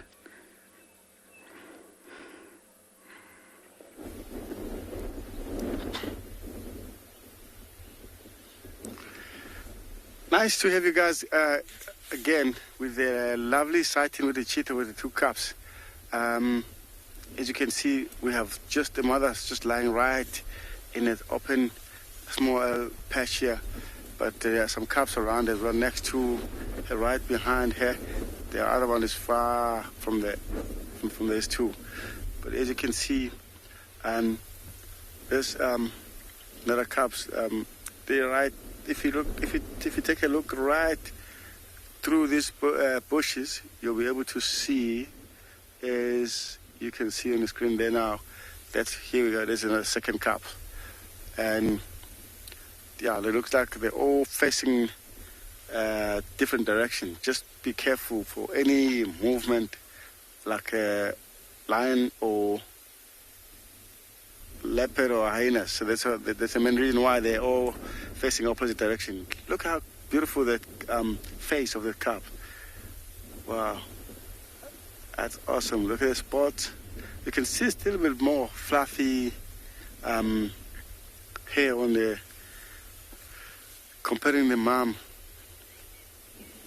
Wow, look at this face, and then look at this marking on the face. But if you look at that grass, very, very camouflage, very good camouflage on this. If anything come around, and then we'll be able to see the other, like other impala or Ngala, they won't be able to see quite quickly. Look at the mom, she's just sit up now, and because of it's quite windy here, they kind of alert, keep on checking around, making sure there's no danger that's coming. As you know, cheetah, there's at the bottom from the food chain, so they have to be careful wherever they are. Especially that mother, she has to look after these 2 cubs, and she has to make sure she doesn't put them in danger.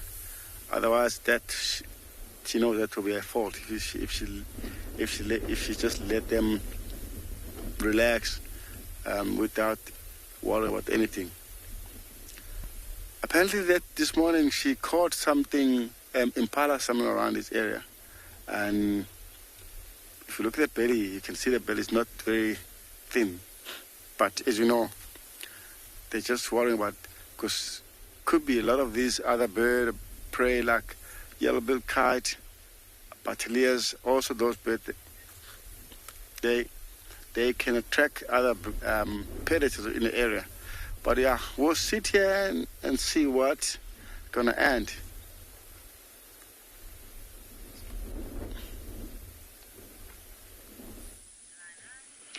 So we just want to have a look. This leopard has moved off.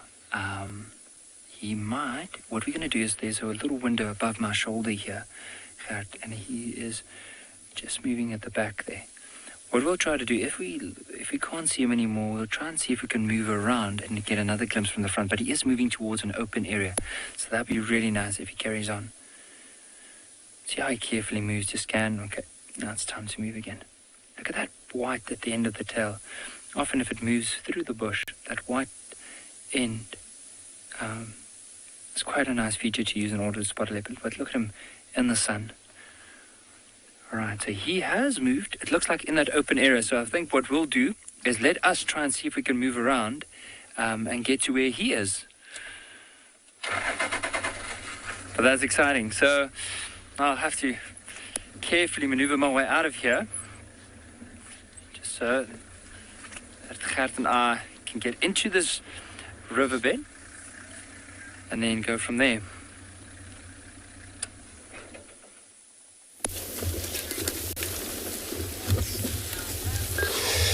Beautiful. So we have left the dam and continue. This is where we relocate these buffaloes again. Looks like it's a huge herd here, and they just can't see how many of them, but it's a good number of herds. So it's all over. They're all over. But all we're seeing here now, it's a lot of a cow, a lot of a females. And their young one as well. As you can see, this one, look at this one's head. The horns pretty much like regular cows. But the bulls, they form bold right there. So it looks very thick, boss. And that would be the male. Those one right now, they're probably some of them leading this group right in front. And remember, when they move in this instance, they are so careful that, they'll put the young one in the middle. The forage, the lead by the bunch of male that they'll secrete the whole group just for safety in case there's a predator around here, and we're able to face it before they go to this young one.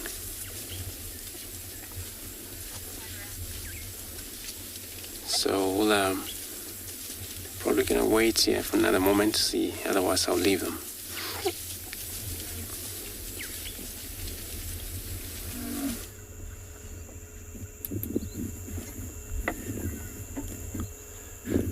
Buffaloes, just like elephants, if they were here with me in the Masai Mara of Kenya, I don't think they would have been very much bothered by the rains.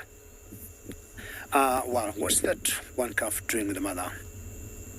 Is it giving the mother a bit of back rub?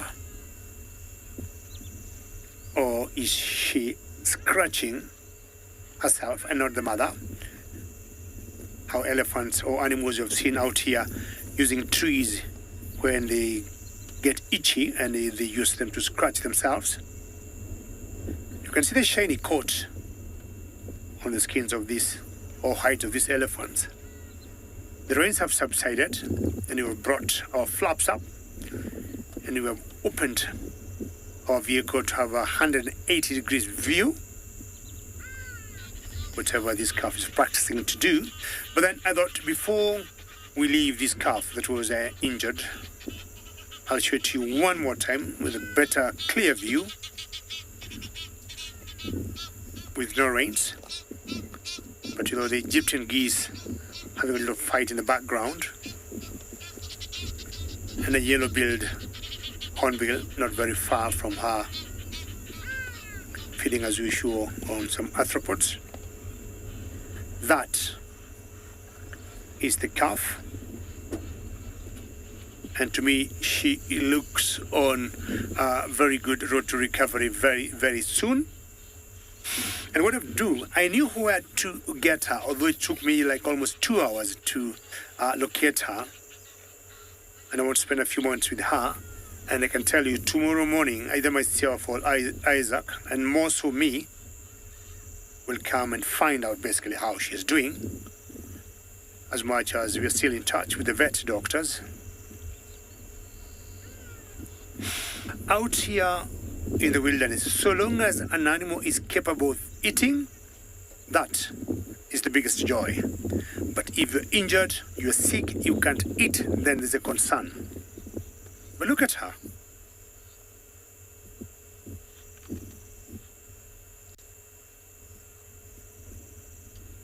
Water everywhere.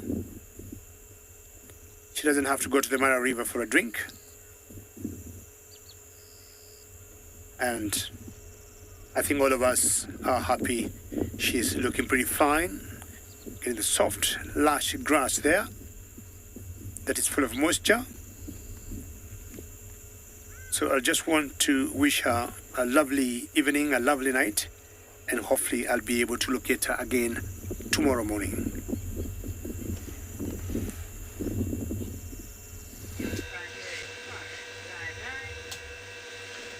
Thank you very much, Kirsty. The rain here in Demora has just subsided, and we're very lucky. We've come across a group of 3 sub-adult lions, most likely members of the River Pride. And at the moment, they're just like playing in the grass, rolling, licking, maybe trying to dry their skins. You know, it's been very wet, and you know, cats do not really love getting wet, but the licking in this case doesn't seem to do them any much of a favor. After all, they're still rolling in the wet grass, which apparently there's a herd of breeding buffaloes about some 400 meters, 500 meters further to the left, and they keep on popping their heads. Look at them, which will be very interesting to see, to spend some more time here, watch the buffaloes advance towards these sub-adult lions, and just see what their reactions is gonna be. So the 2 sub-adult males are probably about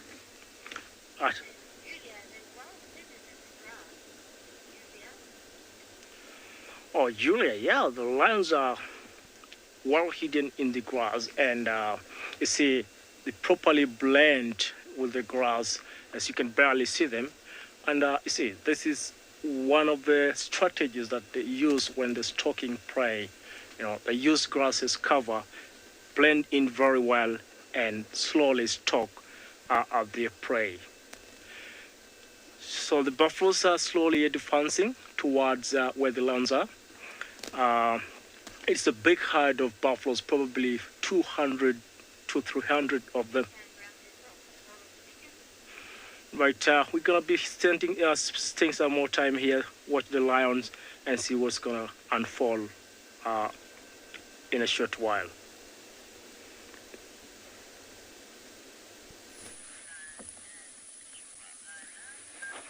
How incredible is this? So this leopard walked all the way out of that dense area and decided to lie down on this little vantage point. So you'll notice around this particular, it's not a termite mound, it just looks like how the water's been washed down and it left this little island. And he's basically sitting on top there, using it as a vantage point to scan into the drainage line, but also to scan towards those open areas that we were talking about earlier. And look at how majestic he's lying down with his feet. It looks like it's over a dead branch.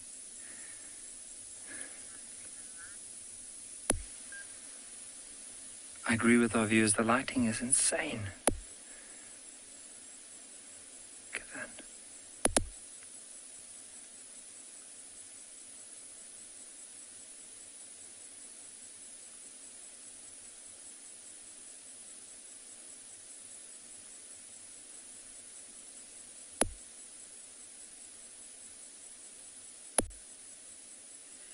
It's incredible, look at them.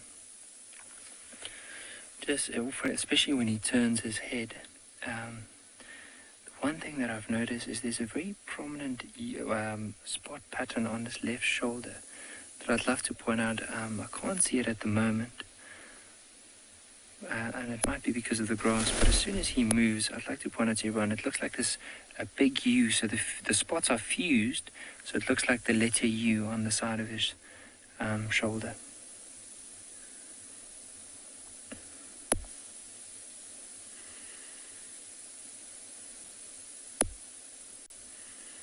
Imagine if we can get him, so see that patch of sunlight around this neck, onto his cheek. Imagine if he turns and we can get his eyes in that sun.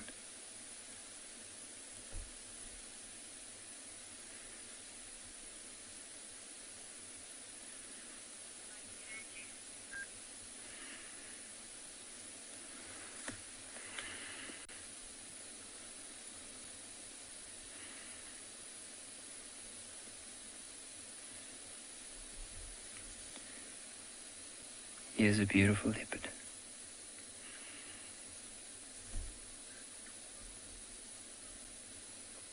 What I do enjoy about him is look at how contrast the colors are around his face. It's the white patch on his chin, those long whiskers, even look at his eyelashes. And it's nice to be able to see it against the silhouette light. But there we can see that U spot pattern that I was telling you about. So see the grass. Notice right in the middle there's a grass blade that goes up, and then suddenly it goes at a 45-degree angle to the right. In the middle of that, there's that U spot pattern we were talking about.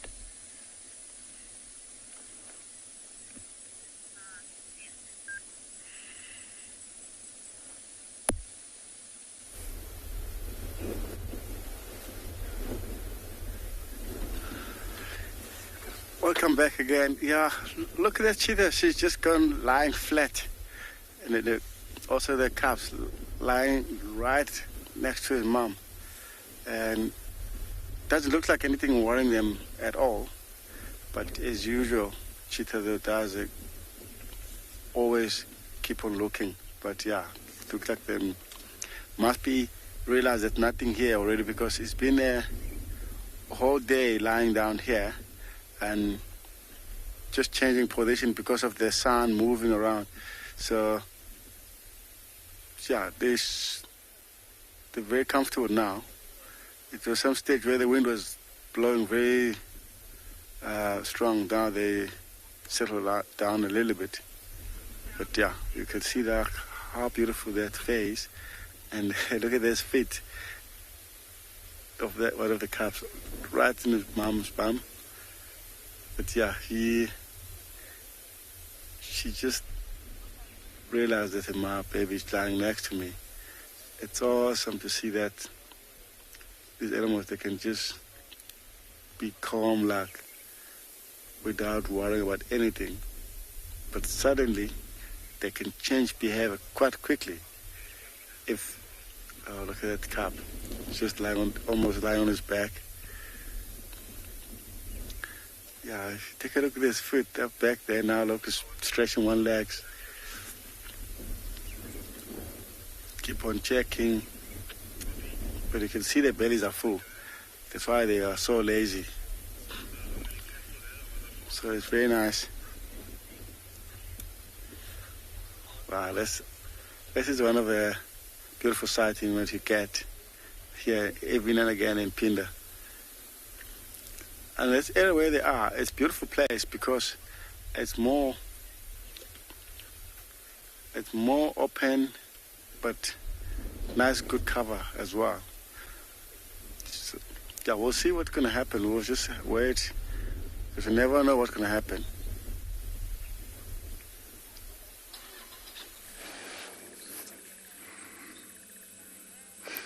Now, if you've ever wondered if wild dogs eat helmeted guinea fowl, the answer is no. We just watched about 12 guinea fowl walk right past the dogs, then realised the dogs were there and have a massive reaction, as they always do. And the dog just looked absolutely bamboozled, completely confused as to why 12 guinea fowl are walking up to it and creating such a scene. So if you've ever wondered, that's the answer to that question. Now, the waterbuck are about 30 meters away from the dogs. The dogs have gone flat. It's still quite hot. Although the sun is vaguely starting to provide some relief, it's still very hot. So we're trying to keep our eyes on them through the thicket because, oh, here we go. Here we go.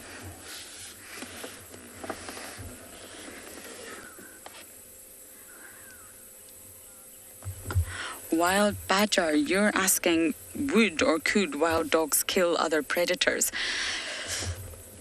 Highly unlikely. They're known to clash with hyenas all the time, but they never kill the hyena. It's a sort of battle that's constantly gone on between wild dogs and hyenas. They're all on the move, BK. I think we're going to move. They would kill other predators' cubs, like leopards and lions. Absolutely. They would if they could, if they came across them. But we've seen lions kill dogs, I'm afraid. But I really don't think the dogs themselves would go for a predator. They would chase them. They would chase a leopard. But as for kill it, I think it's quite unlikely. There was a hyena sleeping. I didn't get an ID not too far away from here. And again, the hyena's following the dogs.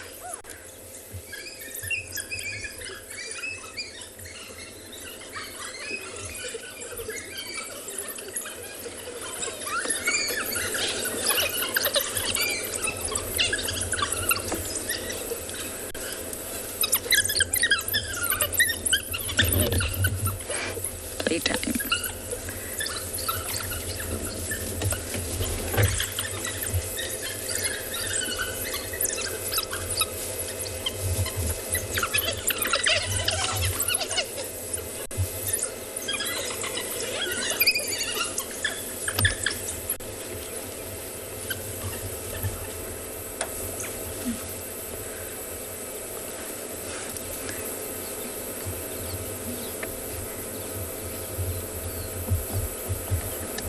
The sounds are just incredible. I just wonder which direction they're going to go in. Are they going to go to the dam? Are they going to go further south?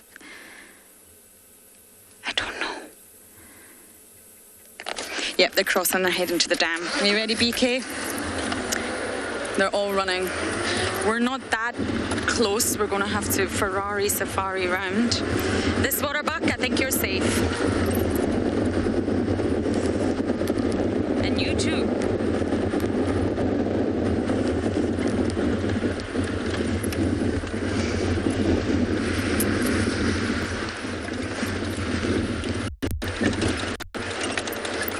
Okay, I hope I'm predicting this right and we see them all having a lovely drink at the dam.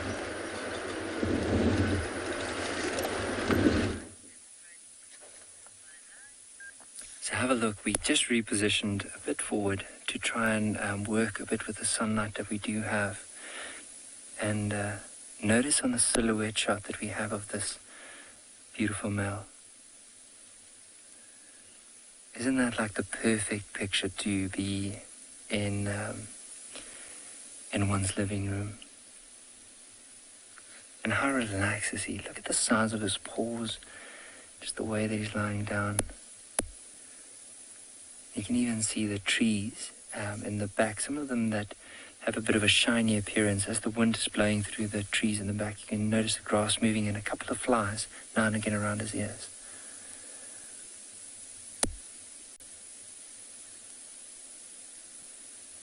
To me, that's like the perfect leopard picture.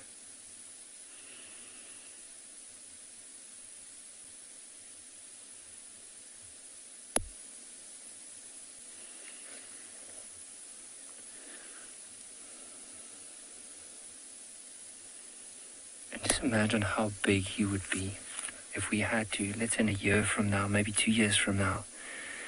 If you look at that head, how much bigger would it be in comparison to now? If you look at the mouth, the nose, would that nose maybe start turning into a different color than the pink we can see? And how big would those paws be that are hanging over that branch?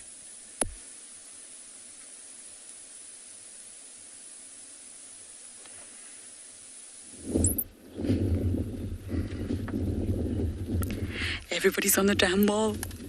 Oh, the puppies. Okay, let's do our count, everyone. 1, 2, 3, 4, 5, 6, 7, 8, 9, 10, 11. So there are 11. I think I got that right. Oh my goodness.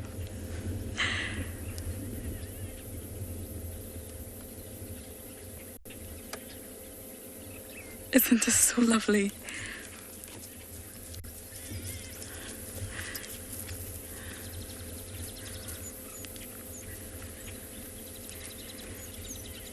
They're all looking down at the water, deciding what to do. The puppies are a bit nervous, shows you how young they still are.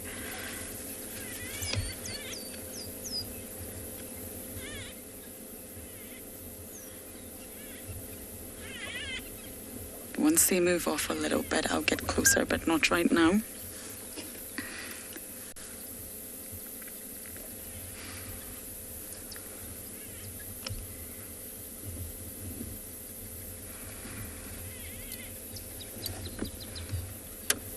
Okay, PK, I'm just going to move a little bit. Just off to the side here. Okay, we're just going to try and reposition and follow this pack across the dam wall.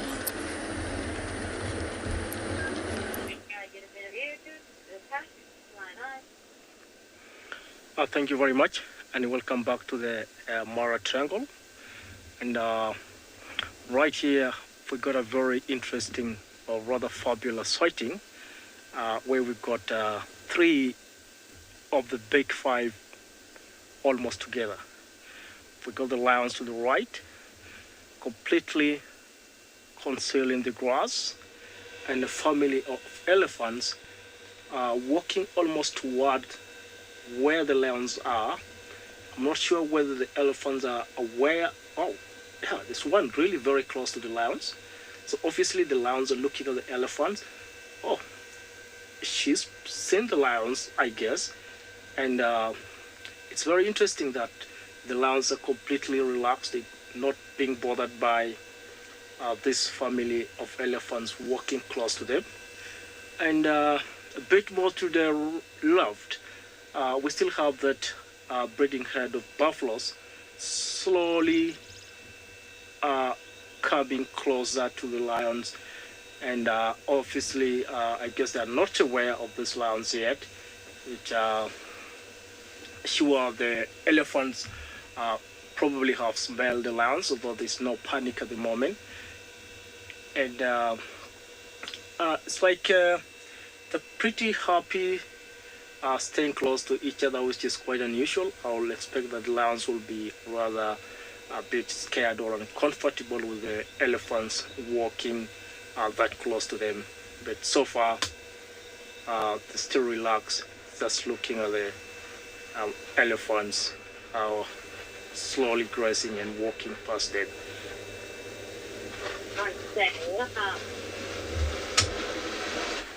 Oh, I see one of the youngsters. Oh, now you can see the lions are slowly giving way, and one of the female elephants already seen the lions and is kind of spreading out her ears to warn them or to show them that she's not possibly happy with the lion staying that close.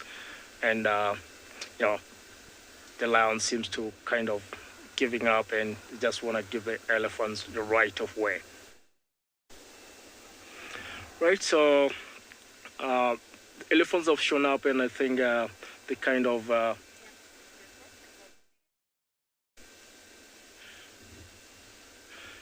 right, the elephants and the lions are not good friends always, you know. Although they're too big for the elephants are too big for the lions to look as possible prey, but sometimes with youngsters, they can try to bring them down. But in this case, they're about almost teenagers in the family, so I don't think it's going to be a big worry for this family of elephants.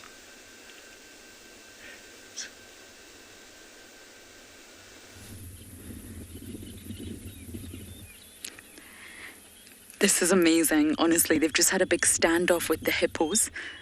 The puppies are very interested in the hippos, not to eat, but just very interested, and the hippos are not happy. The puppies are so curious.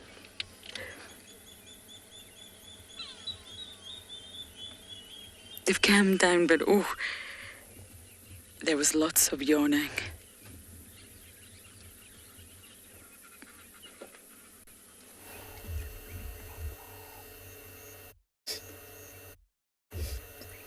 Well, I just saw a hunt here very quickly of this heron, and she just hunted, I think it's a mouse or a rat. And now what she's doing now is making sure it's dead. She's just killing it using her beak. And it's so big. Look at the size of that. You'll be surprised. I could be wrong, but you'll be surprised how she is going to swallow it. Just watch. They always wait very patiently, the herons, before they strike when they're hunting. And then they just shoot their beaks and necks just like spear. The first hit is just to traumatize the prey. And then very quickly they pick it up. And what she's doing is to make sure it's dead. This is what she's doing. Now she's holding the head. If you look carefully, you can see the tail down.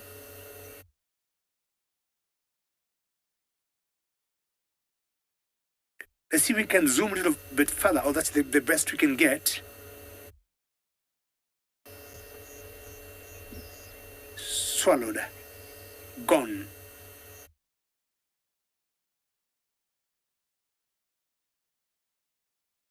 That is a true wow. So it took less than 3 seconds to swallow that big prey of either a rat or a mouse. Look at the size of that neck. And imagine the size of a mouse or a rat.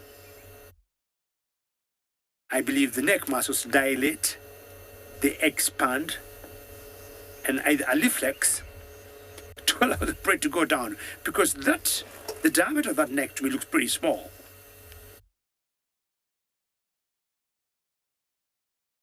Takes the whole thing with the hide and the fur, and I think that was a snack. That was very special to see that hunt. I'll move on, maybe find something else.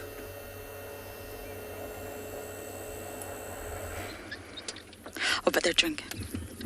The guinea fowl are still being brave. This is different ones. The dogs are going down to drink. Let me just go a little bit forward, BK. Now, we might have to leave them soon. Lots of vehicles now want to see the dogs because they're mobile. I'm just going to turn around. Is that okay? They're a bit nervous.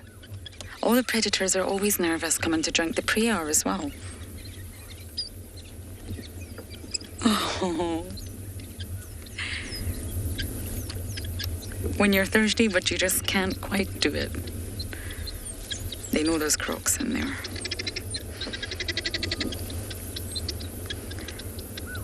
The guinea fowl are running towards this dog, look. Oh, it's mayhem. Run, run, run, run, run. We've just realised they're dogs. The dogs aren't even looking twice at the guinea fowl.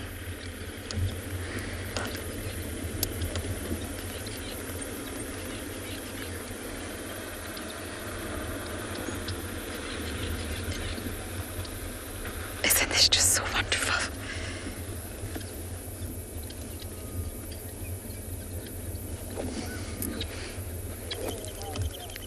They're all so nervous. Adults are hungry. Adults are not wanting to drink.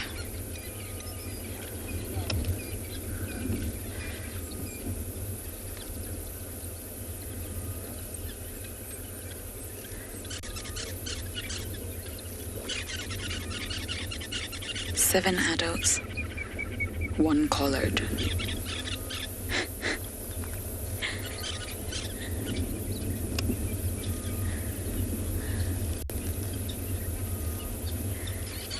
I don't think any of them have actually had a drink of water yet.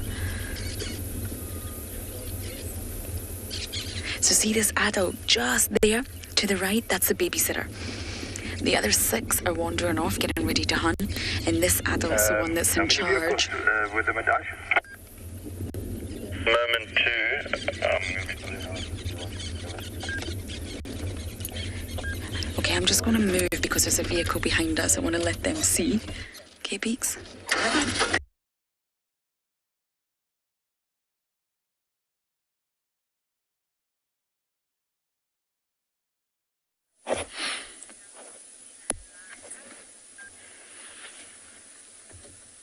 Notice how tired he is now.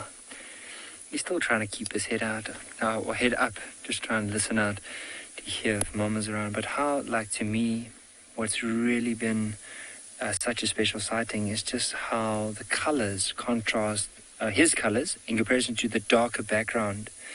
And it's so nice because he stands out. Where a leopard normally hides away and it's really hard to see them. In this case, it's such a lovely view of him. But unlike lions that you would have seen earlier on, lions are more social animals. You often find more lions together in comparison to leopard. Leopard prefer being by themselves, especially when they get older and if they are males, like this one here. Now he doesn't mind, but in the meantime, let's quickly head across to Lauren.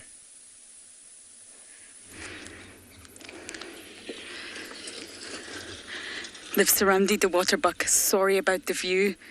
It's behind the vehicle, but we can't move. We've got dogs all around the car. We can't afford to move the vehicle. And they've got these buck cornered. A mother and calf by the looks of it.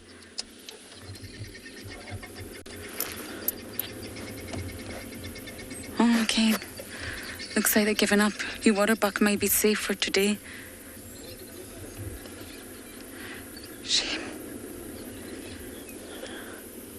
They're definitely about to hunt. I just don't know exactly what they're going to go for. There's something there, BK, at about 11 o'clock, I think. Is that another waterbuck? Yes, look at the bum circle. That could be their next target. Yep, I think it is. All adults are zooming in. I think the waterbuck behind us are actually safe.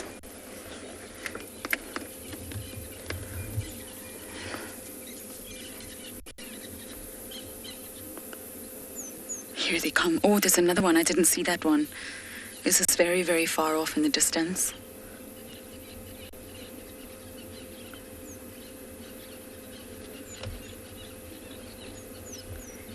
My goodness.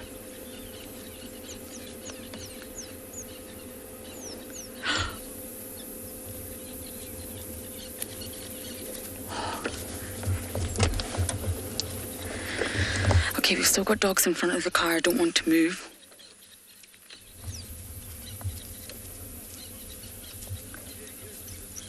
They're all very excited. Oh, here they come, here they come.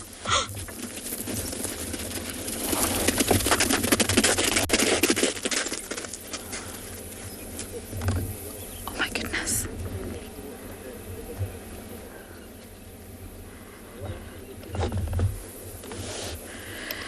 Okay, the waterbuck are all behind our car, which makes it slightly awkward.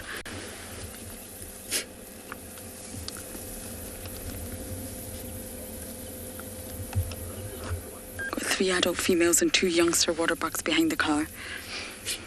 I wonder if they're utilising the car. They're getting ready to jump in the water. That's exactly what they're doing.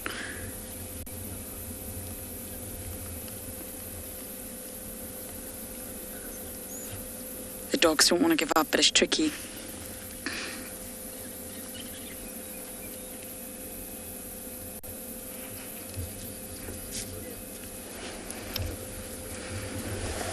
Okay, BK, you might have to swing. We've got a dog about 2 meters away from the waterbuck here. Oh, another one.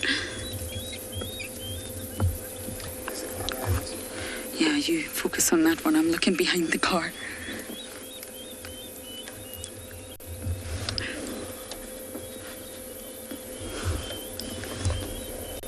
He's going for the one behind the car, BK.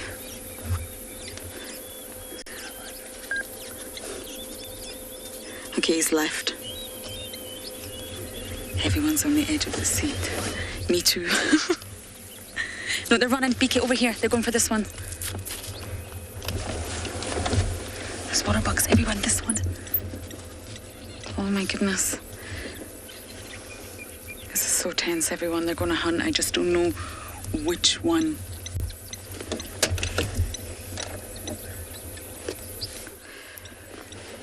Yes, BK, we're going to show you behind the car and what's going on. You will see the back of the car. There's another vehicle too. He's going, BK, he's going for it. This is how close, look.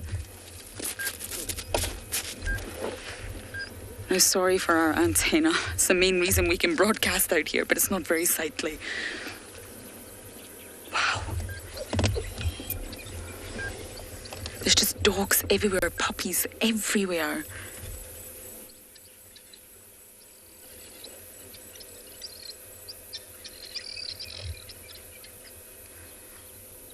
I don't really know where to look, to be honest with you. The dog behind us is giving up.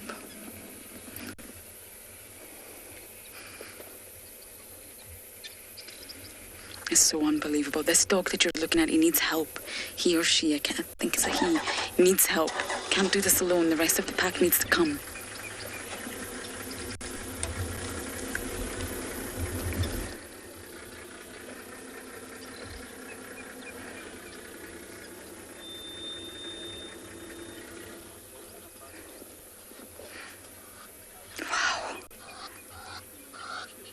A waterbuck's a big takedown. It's possible they can do it and they're known to do it, but it's a big takedown.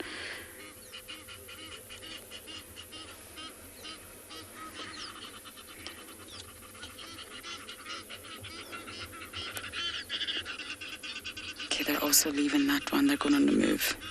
They're going to keep trying.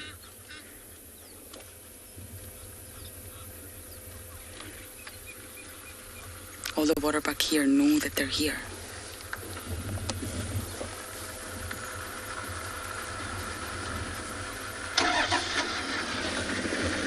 There's just a vehicle coming up behind us.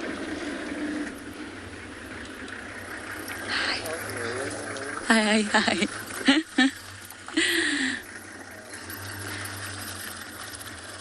Okay, Kirst, I may need to get on the radio. It's becoming a very busy sighting and I need to reposition.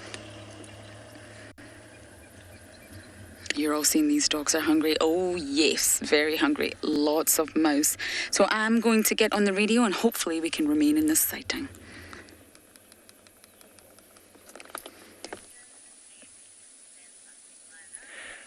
Look at how he turned around and he's resting his chin on that stump. Let's see, like you probably heard something moving in the back. That hyena's still around in the area. But have a look now. He is getting restless though. And let's just see, look at him. There he goes. Imagine how tired he must be, and he's just trying to make himself comfy. But I think that stump must be so hard on that chin of his.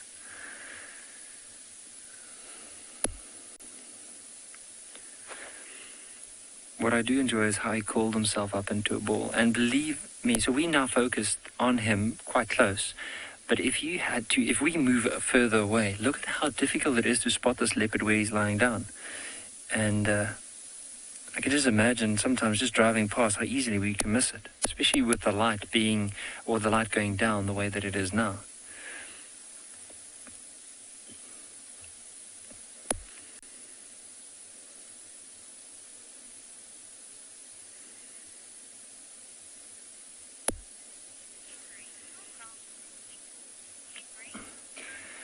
Henry, it all depends. So with this male, he's been sleeping for little bits at a time. So anywhere from 2 minutes, maybe 10, and then he wakes up again. But if you had to probably add all of it together, he'll probably average close to, this particular male, close to 15, 16 hours a day.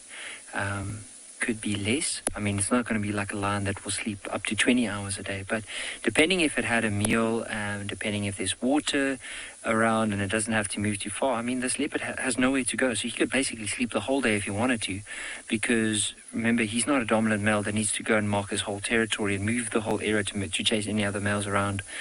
He just needs to worry about food. So if there's a carcass around and there's some water, there's no need for him to go anywhere, so he can basically sleep the whole day then.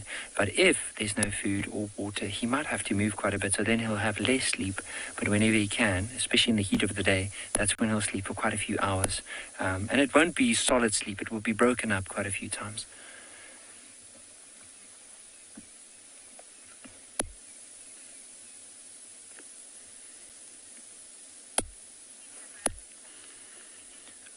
But I definitely want to, myself and Gerard, just spend here more time and see if he is eventually going to move or settle down here for the night.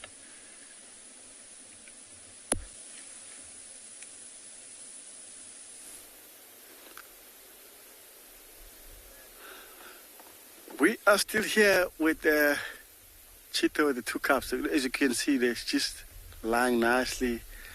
As you can see, they're just changing, moving slightly, but they're just positioning themselves, getting more comfortable.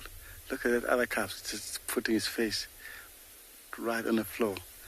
Doesn't know what's going on around. Must be fast sleep. Even the mom, but it's good thing the head's still up. And yeah, look like they're very comfortable, as you can see, the way they're lying. Oh, mom's just checking around, but because of that wind, nothing really around. And we look at that place, there's more dry grass around this area. Yeah, it is very dry at the moment, but this is a very good camouflage for them.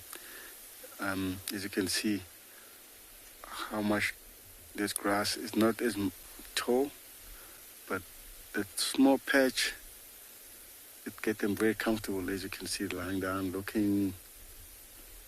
Look at the ear twitching a little bit, listening. Oops, she's up. Something moved. Yeah, there's some wallabies moving around there. But yeah, difficult for you guys to see. That's why she just stood up and look around. Because any movement is a threat to them. Look at even the cubs also lifting their head. What, Mom? Mom said, oh, it's okay. Yeah, you see how quickly they can pick it up. That is about 100 meters away from them, but they still pick it up when they're lying flat. Which is good to see that reaction like that, which means she's not actually sleeping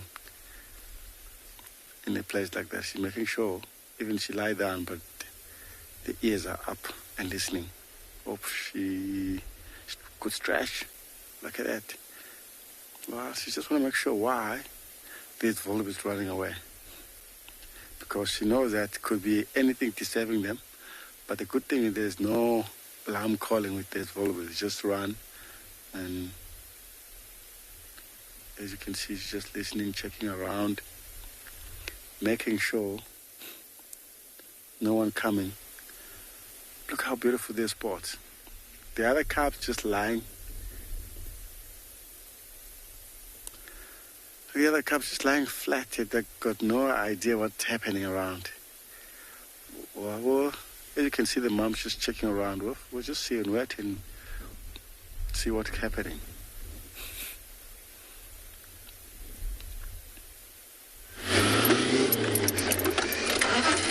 The dogs are hunting. We've got the adults now as 2 sightings.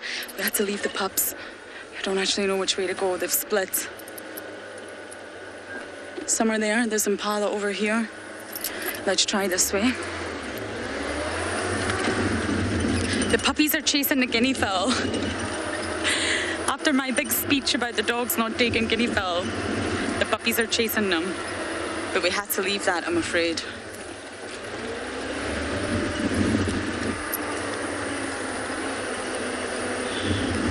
I think they've gone after the impala here. The impalas are stotting. They're being chased by dogs. Here we go. Wow. Impalas only do that when there's dogs behind them. In front, beaks here. Running. They're going. You see the speed? Okay, this is remarkable.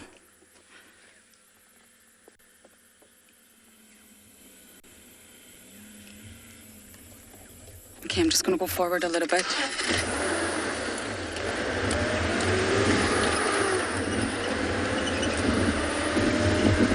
Impala's a lot easier, much easier than waterbuck.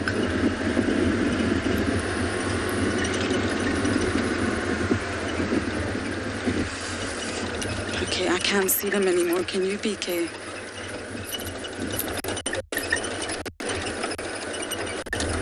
Yeah, I can now. Bear with me, everyone. Let me get into a position away from this vehicle.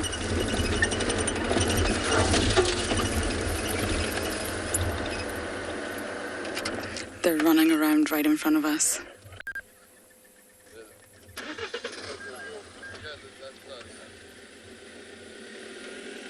Okay, I'm just going to let this other vehicle lead the way. And then we're going to... here. No. Sorry, I'm imagining things. This is what I would call chaos. In a good way. You ready? We've got permission to go.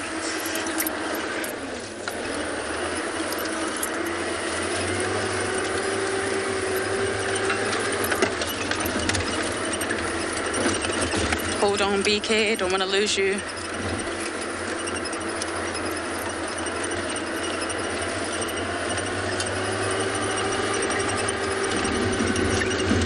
It's waterbuck again. They're back to the waterbuck.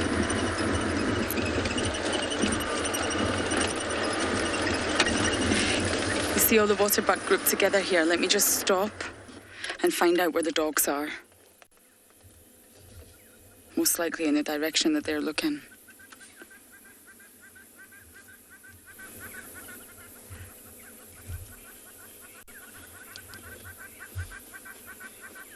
A waterbuck would be the perfect meal for everybody. It's a lot of mouths to feed. 7 plus 11.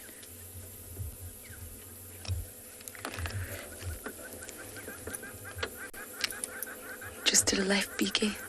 There. It's got something. Okay, let's go closer. I don't know what this dog has. Have they taken one already? Possibly. But then where's everyone else?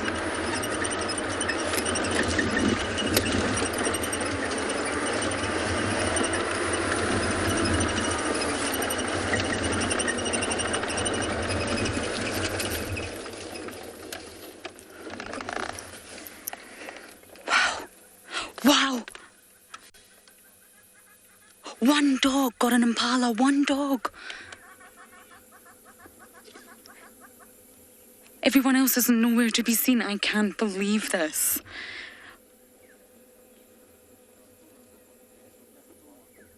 Oh my goodness, and the waterbuck are watching. Oh. Where's the other dogs? They share food.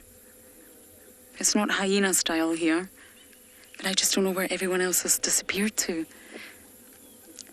So that's dotting with the impala that we saw. One of them got it. Wow. I imagine all the others are just going to come streaming in soon, unless they also got lucky.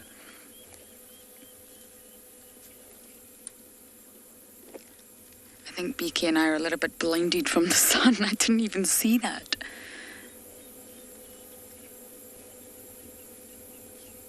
If you are a little bit squeamish, probably this is not the scene for you, I'm afraid.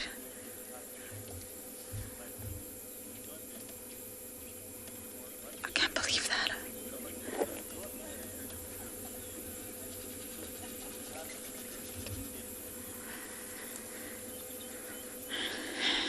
Yeah, Kirsch just reminded me of a sad fact that if it is an impala, I think it is.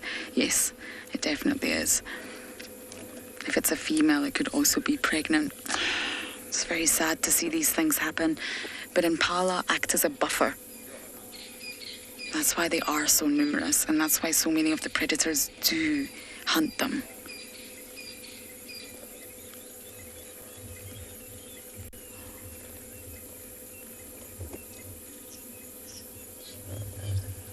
I keep looking behind me and I cannot see another dog.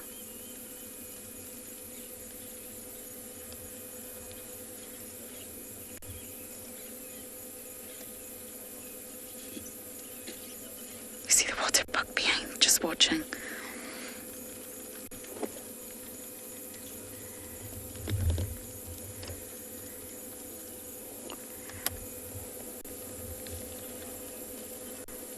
Wow, what an afternoon.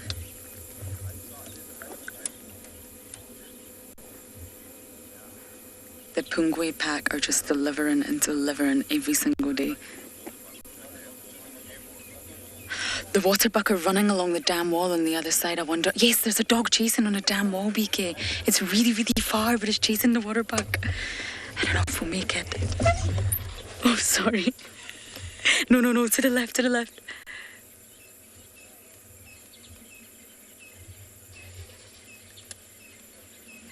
Dog just chased every single one of those water buck along the dam wall. So what this means, I apologise for giving BK such a hard time, but what it means is that the dogs have scattered everywhere.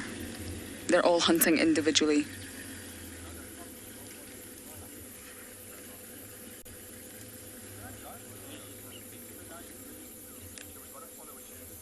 This is why hyenas lurk behind them. Look at the carcass just left, completely unattended. Open. Fresh. That's exactly why hyenas follow them. This dog cannot be leaving this behind. Surely not. BK, Tawny, eagles, vultures swooping in already. Can you believe this? The vultures are on it within seconds. Another one, another vulture coming in. I cannot believe this dog has just left his carcass.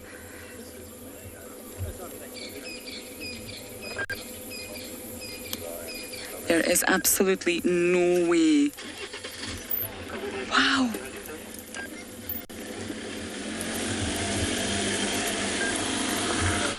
I think the dogs are hunting on the other side. Thank you. Wow. Many of you are seeing that. Kirsten's saying it, I's saying it. BK's saying it. I don't have a clue what's going on the other side, but I know they're hunting there as well, and that other dog is going to join. Rather than be out here alone, don't leave yourself in a vulnerable position alone where hyenas can come. Go to the rest of the pack. I'm just going to edge forward a little bit, and maybe we can get a view of what's happening, BK. We can get closer to the vultures as well.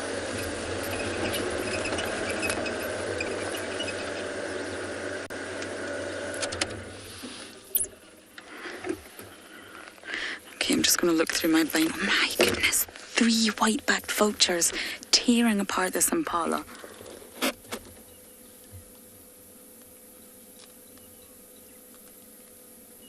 The puppies are still chasing the guinea fowl. Poor guinea fowl. Wow. The vultures also know they've not got a lot of time. Anything could come right now. Hyenas. Multiple hyenas, that's dangerous. Leopard. This wild dog just used all its energy to take down this impala and left it.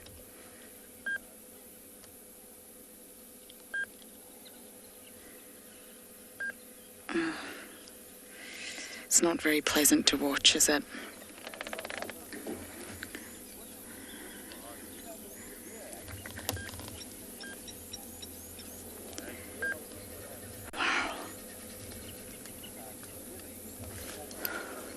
Oh, BK, look to the right.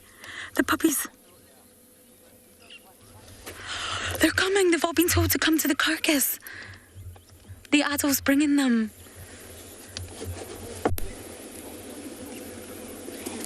Wow. BK, that was some incredible camera work. The adults brought back the puppies.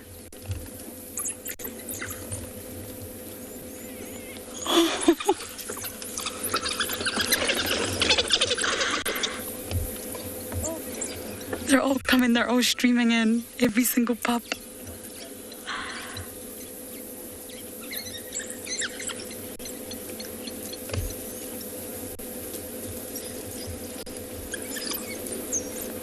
Yeah, I think that puppy, yes, that's a fetus, everyone.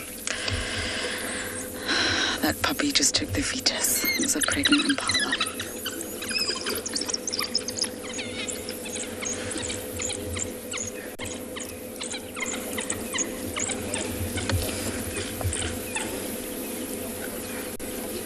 Wow, everybody's coming.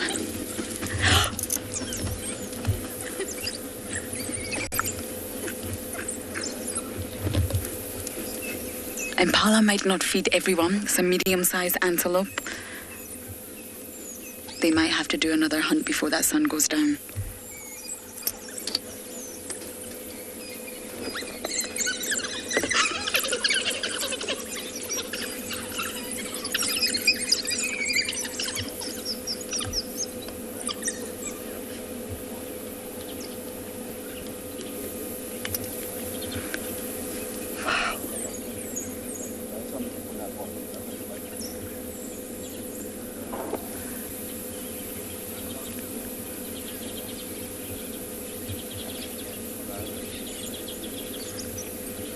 They live for the pack.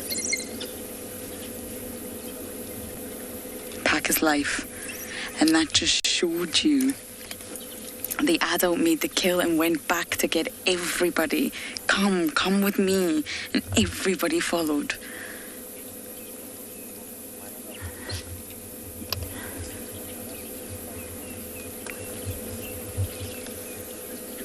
The puppies are getting fed. Not quite ready to hunt yet, but ready to feast.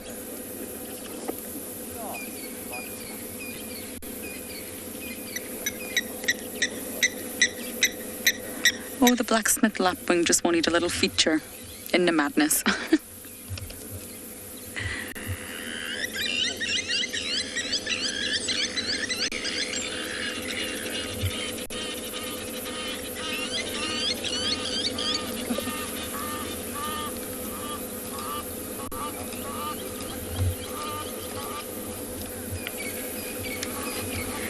You're all saying the sounds are amazing. That's exactly why I'm staying silent. Just enjoy the sounds.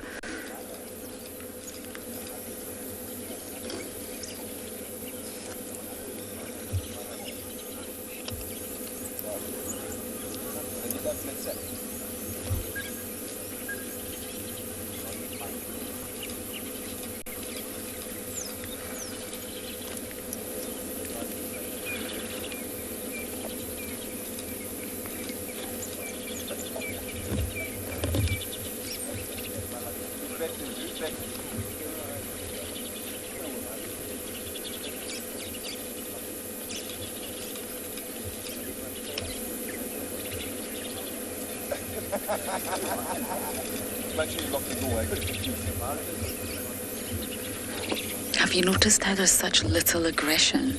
It's not like hyenas. There really is very little aggression in a pack of wild dogs. Very little.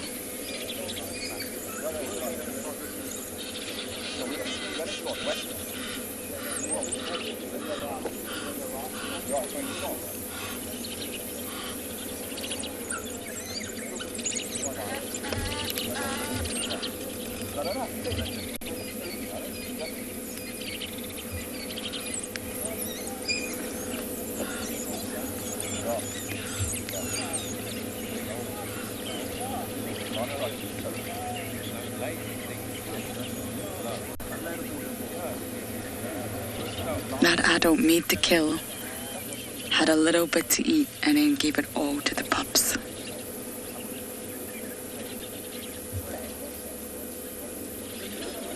That's really something.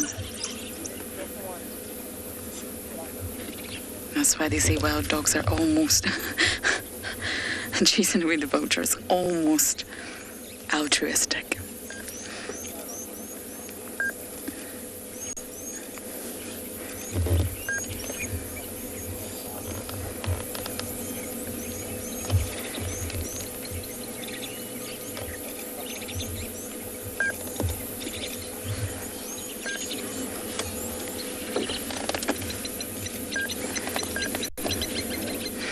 You're all saying how it was so nice that they just let the puppies eat. It's amazing. The adults are waiting, but they'll hunt again. If it's not enough, they will hunt again until everybody's fed. Until everybody's completely full and satisfied, they can hunt again.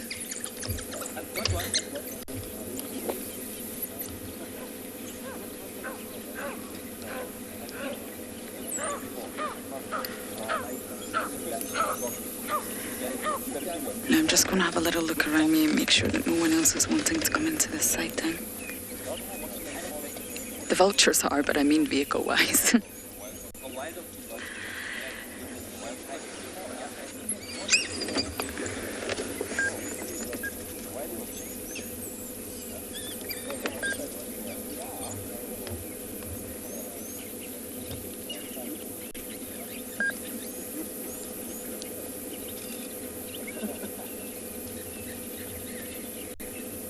Look how patient the adults are. The puppies are devouring it.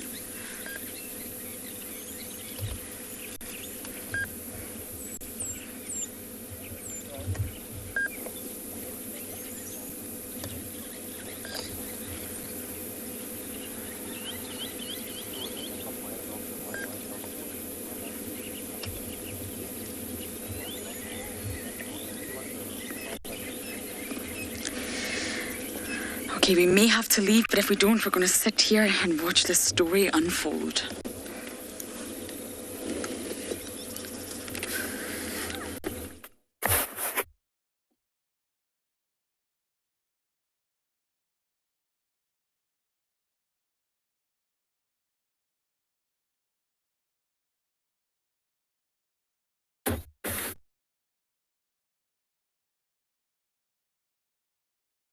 Beautiful buffalo coming down to Ndlovu Dam.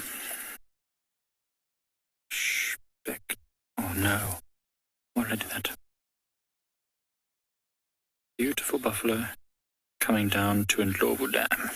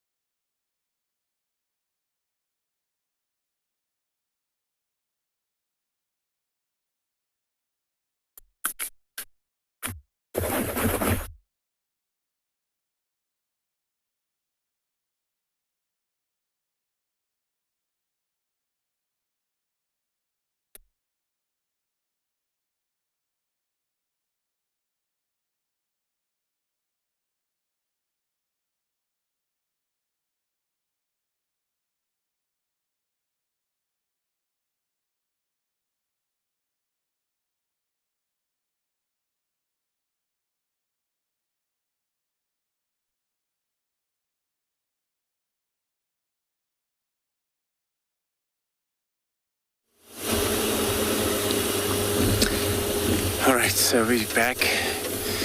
We have left our buffaloes peacefully. Now we're back on. We're checking a couple of water hole. I know was an update about the leopard track from this morning, but there's no sign of that leopard, so I'm not sure which one was. It looks like it was also a track of a male. Could be that Mlowati male. I'm not sure. But, this is how we're going to find out. I'm trying to spend a lot of time with a group of impala to see if there is any reaction of maybe there's something hunting on them, but they're all just quietly. So, but I won't stop doing that. So I'm busy checking around here to see if there's any tracks coming out, or it's a time actually they might actually come out to drink if they're around. So this is the best time for the cats.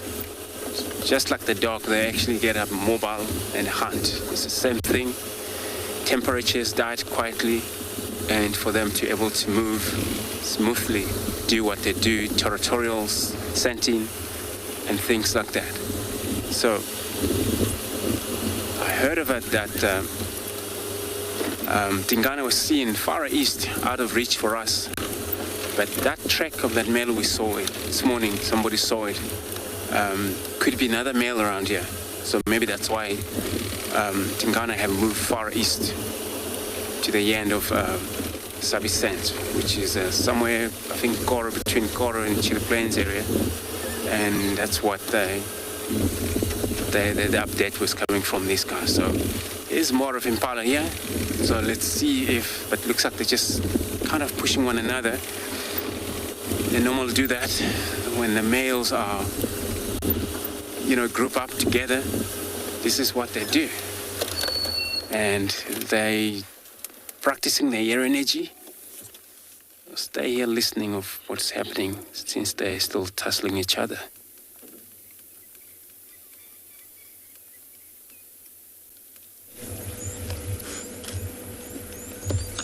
Now we're just going to spend a few more minutes admiring the puppies and then we are going to leave.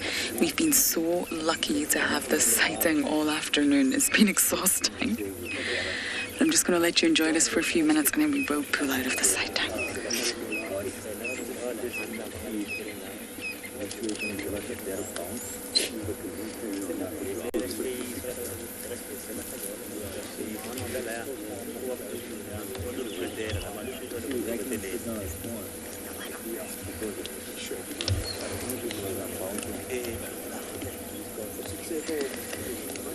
Bouncing like up there, not that way. So I can use a lower ISO for a better quality. Your ISO is a more noisy.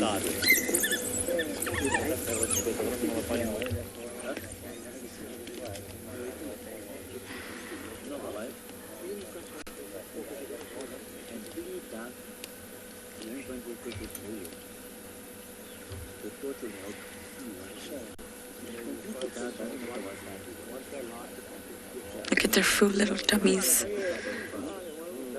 They're still very small. I know they maybe look big right now, but really they're still small, especially when you compare them to the adults.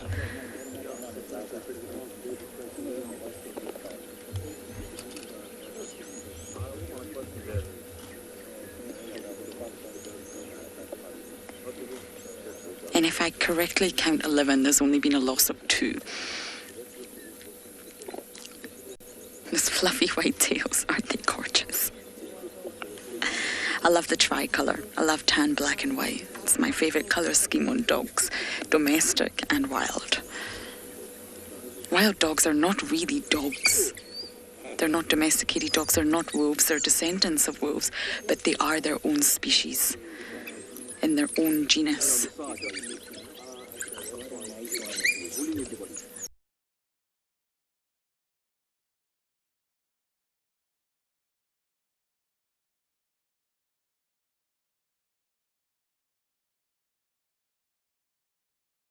Lovu Dam, Pride Lands, absolutely glorious on this spring evening.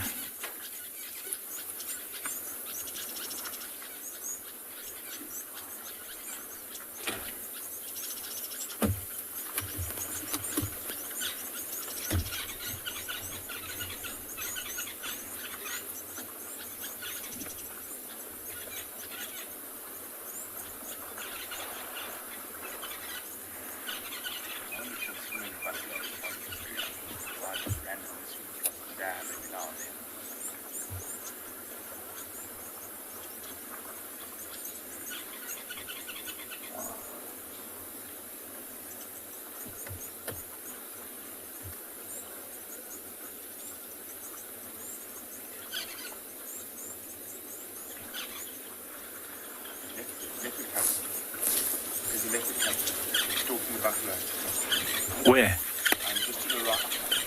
There's a leopard cat stalking the buffalo. No way.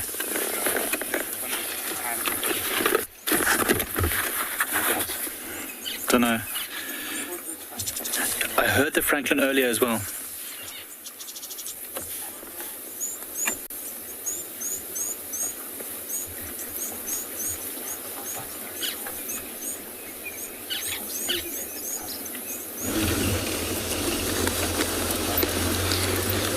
So we close now. We just arrived in this waterhole. Just gonna scan around here. Look, oh, there's a hyena. There's a hyena back there. Just gonna look at that hyena there, see what that hyena does for us. But looks like it's just resting in there. And I'm not sure. We're probably gonna get close enough more than this, but from the distance just to have a look what that hyena could be seen.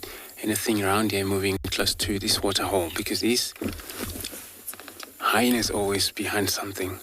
Looks like theory say that's probably eating. So I'm gonna drive close by to have a look what it might be eating in there.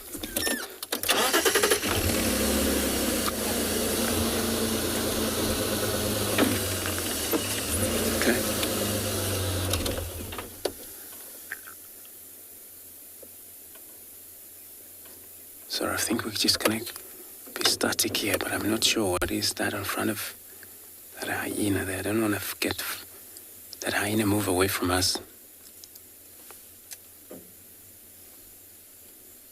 Licking on probably bone or something. Looks like it. Yeah, true. I also agree. Looks like a leg of an antelope. From this far, whatever die around here, could be that maybe killed by a big cat or also a hyena. They're a very good hunter as well, especially when in a group, and they can do very well surround a game, especially go for if they ever surround waterbuck, zebras in this group, and they do such a damage because they have powerful jaws, and that can really look at these teeth. Isn't that good? Eat and rest. Keep some meal for the next turn when you're hungry again. And not a lot of them around here, not that I can see right now. So it looks like it's only one individual hyena. We're probably trying to listen if there's any other sound come from anywhere around, so that we know for sure that bone could be maybe something dying not far away from here. I would take that moment just listening around.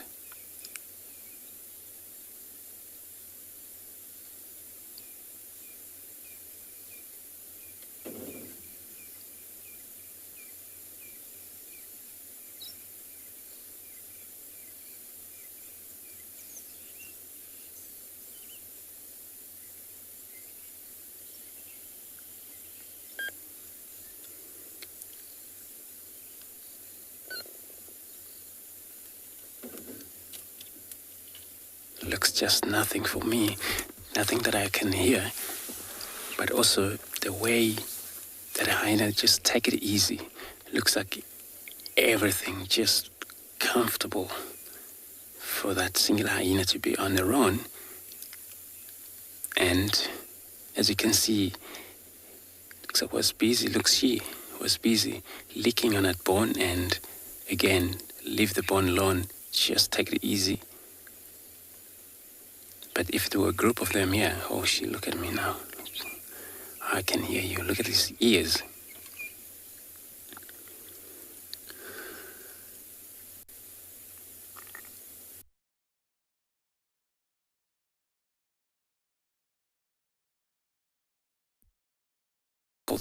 So could be maybe it's should be part of that clan that they're denning around here.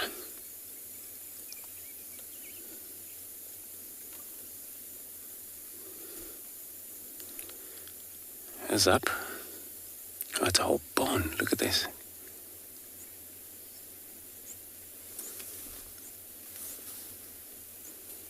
Can't tell what animal was it, but looks not really fresh to me. Kind of like a dry Jackie or biltong, that this bone, dry bone. I'll wait here, see what this hyena doing from time being.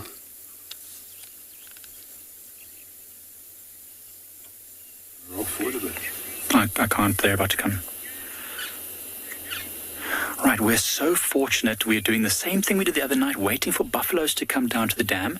All the buffaloes have come down, and we got a view of Pixie Pan female's cub. The leopard cub is also here at the dam. It's just chased all the buffaloes and sitting on the dam also. We can't see it now, but it just... This program features live coverage of an African safari and may include animal kills and carcasses. Viewer discretion is advised. Good morning, everyone. We are welcoming you from my absolutely favourite place in the entire game reserve, and that is the Djuma Clan Den. And today it happens to be extremely active. Everybody is here, so it's a great start to your live safari today through the African bush.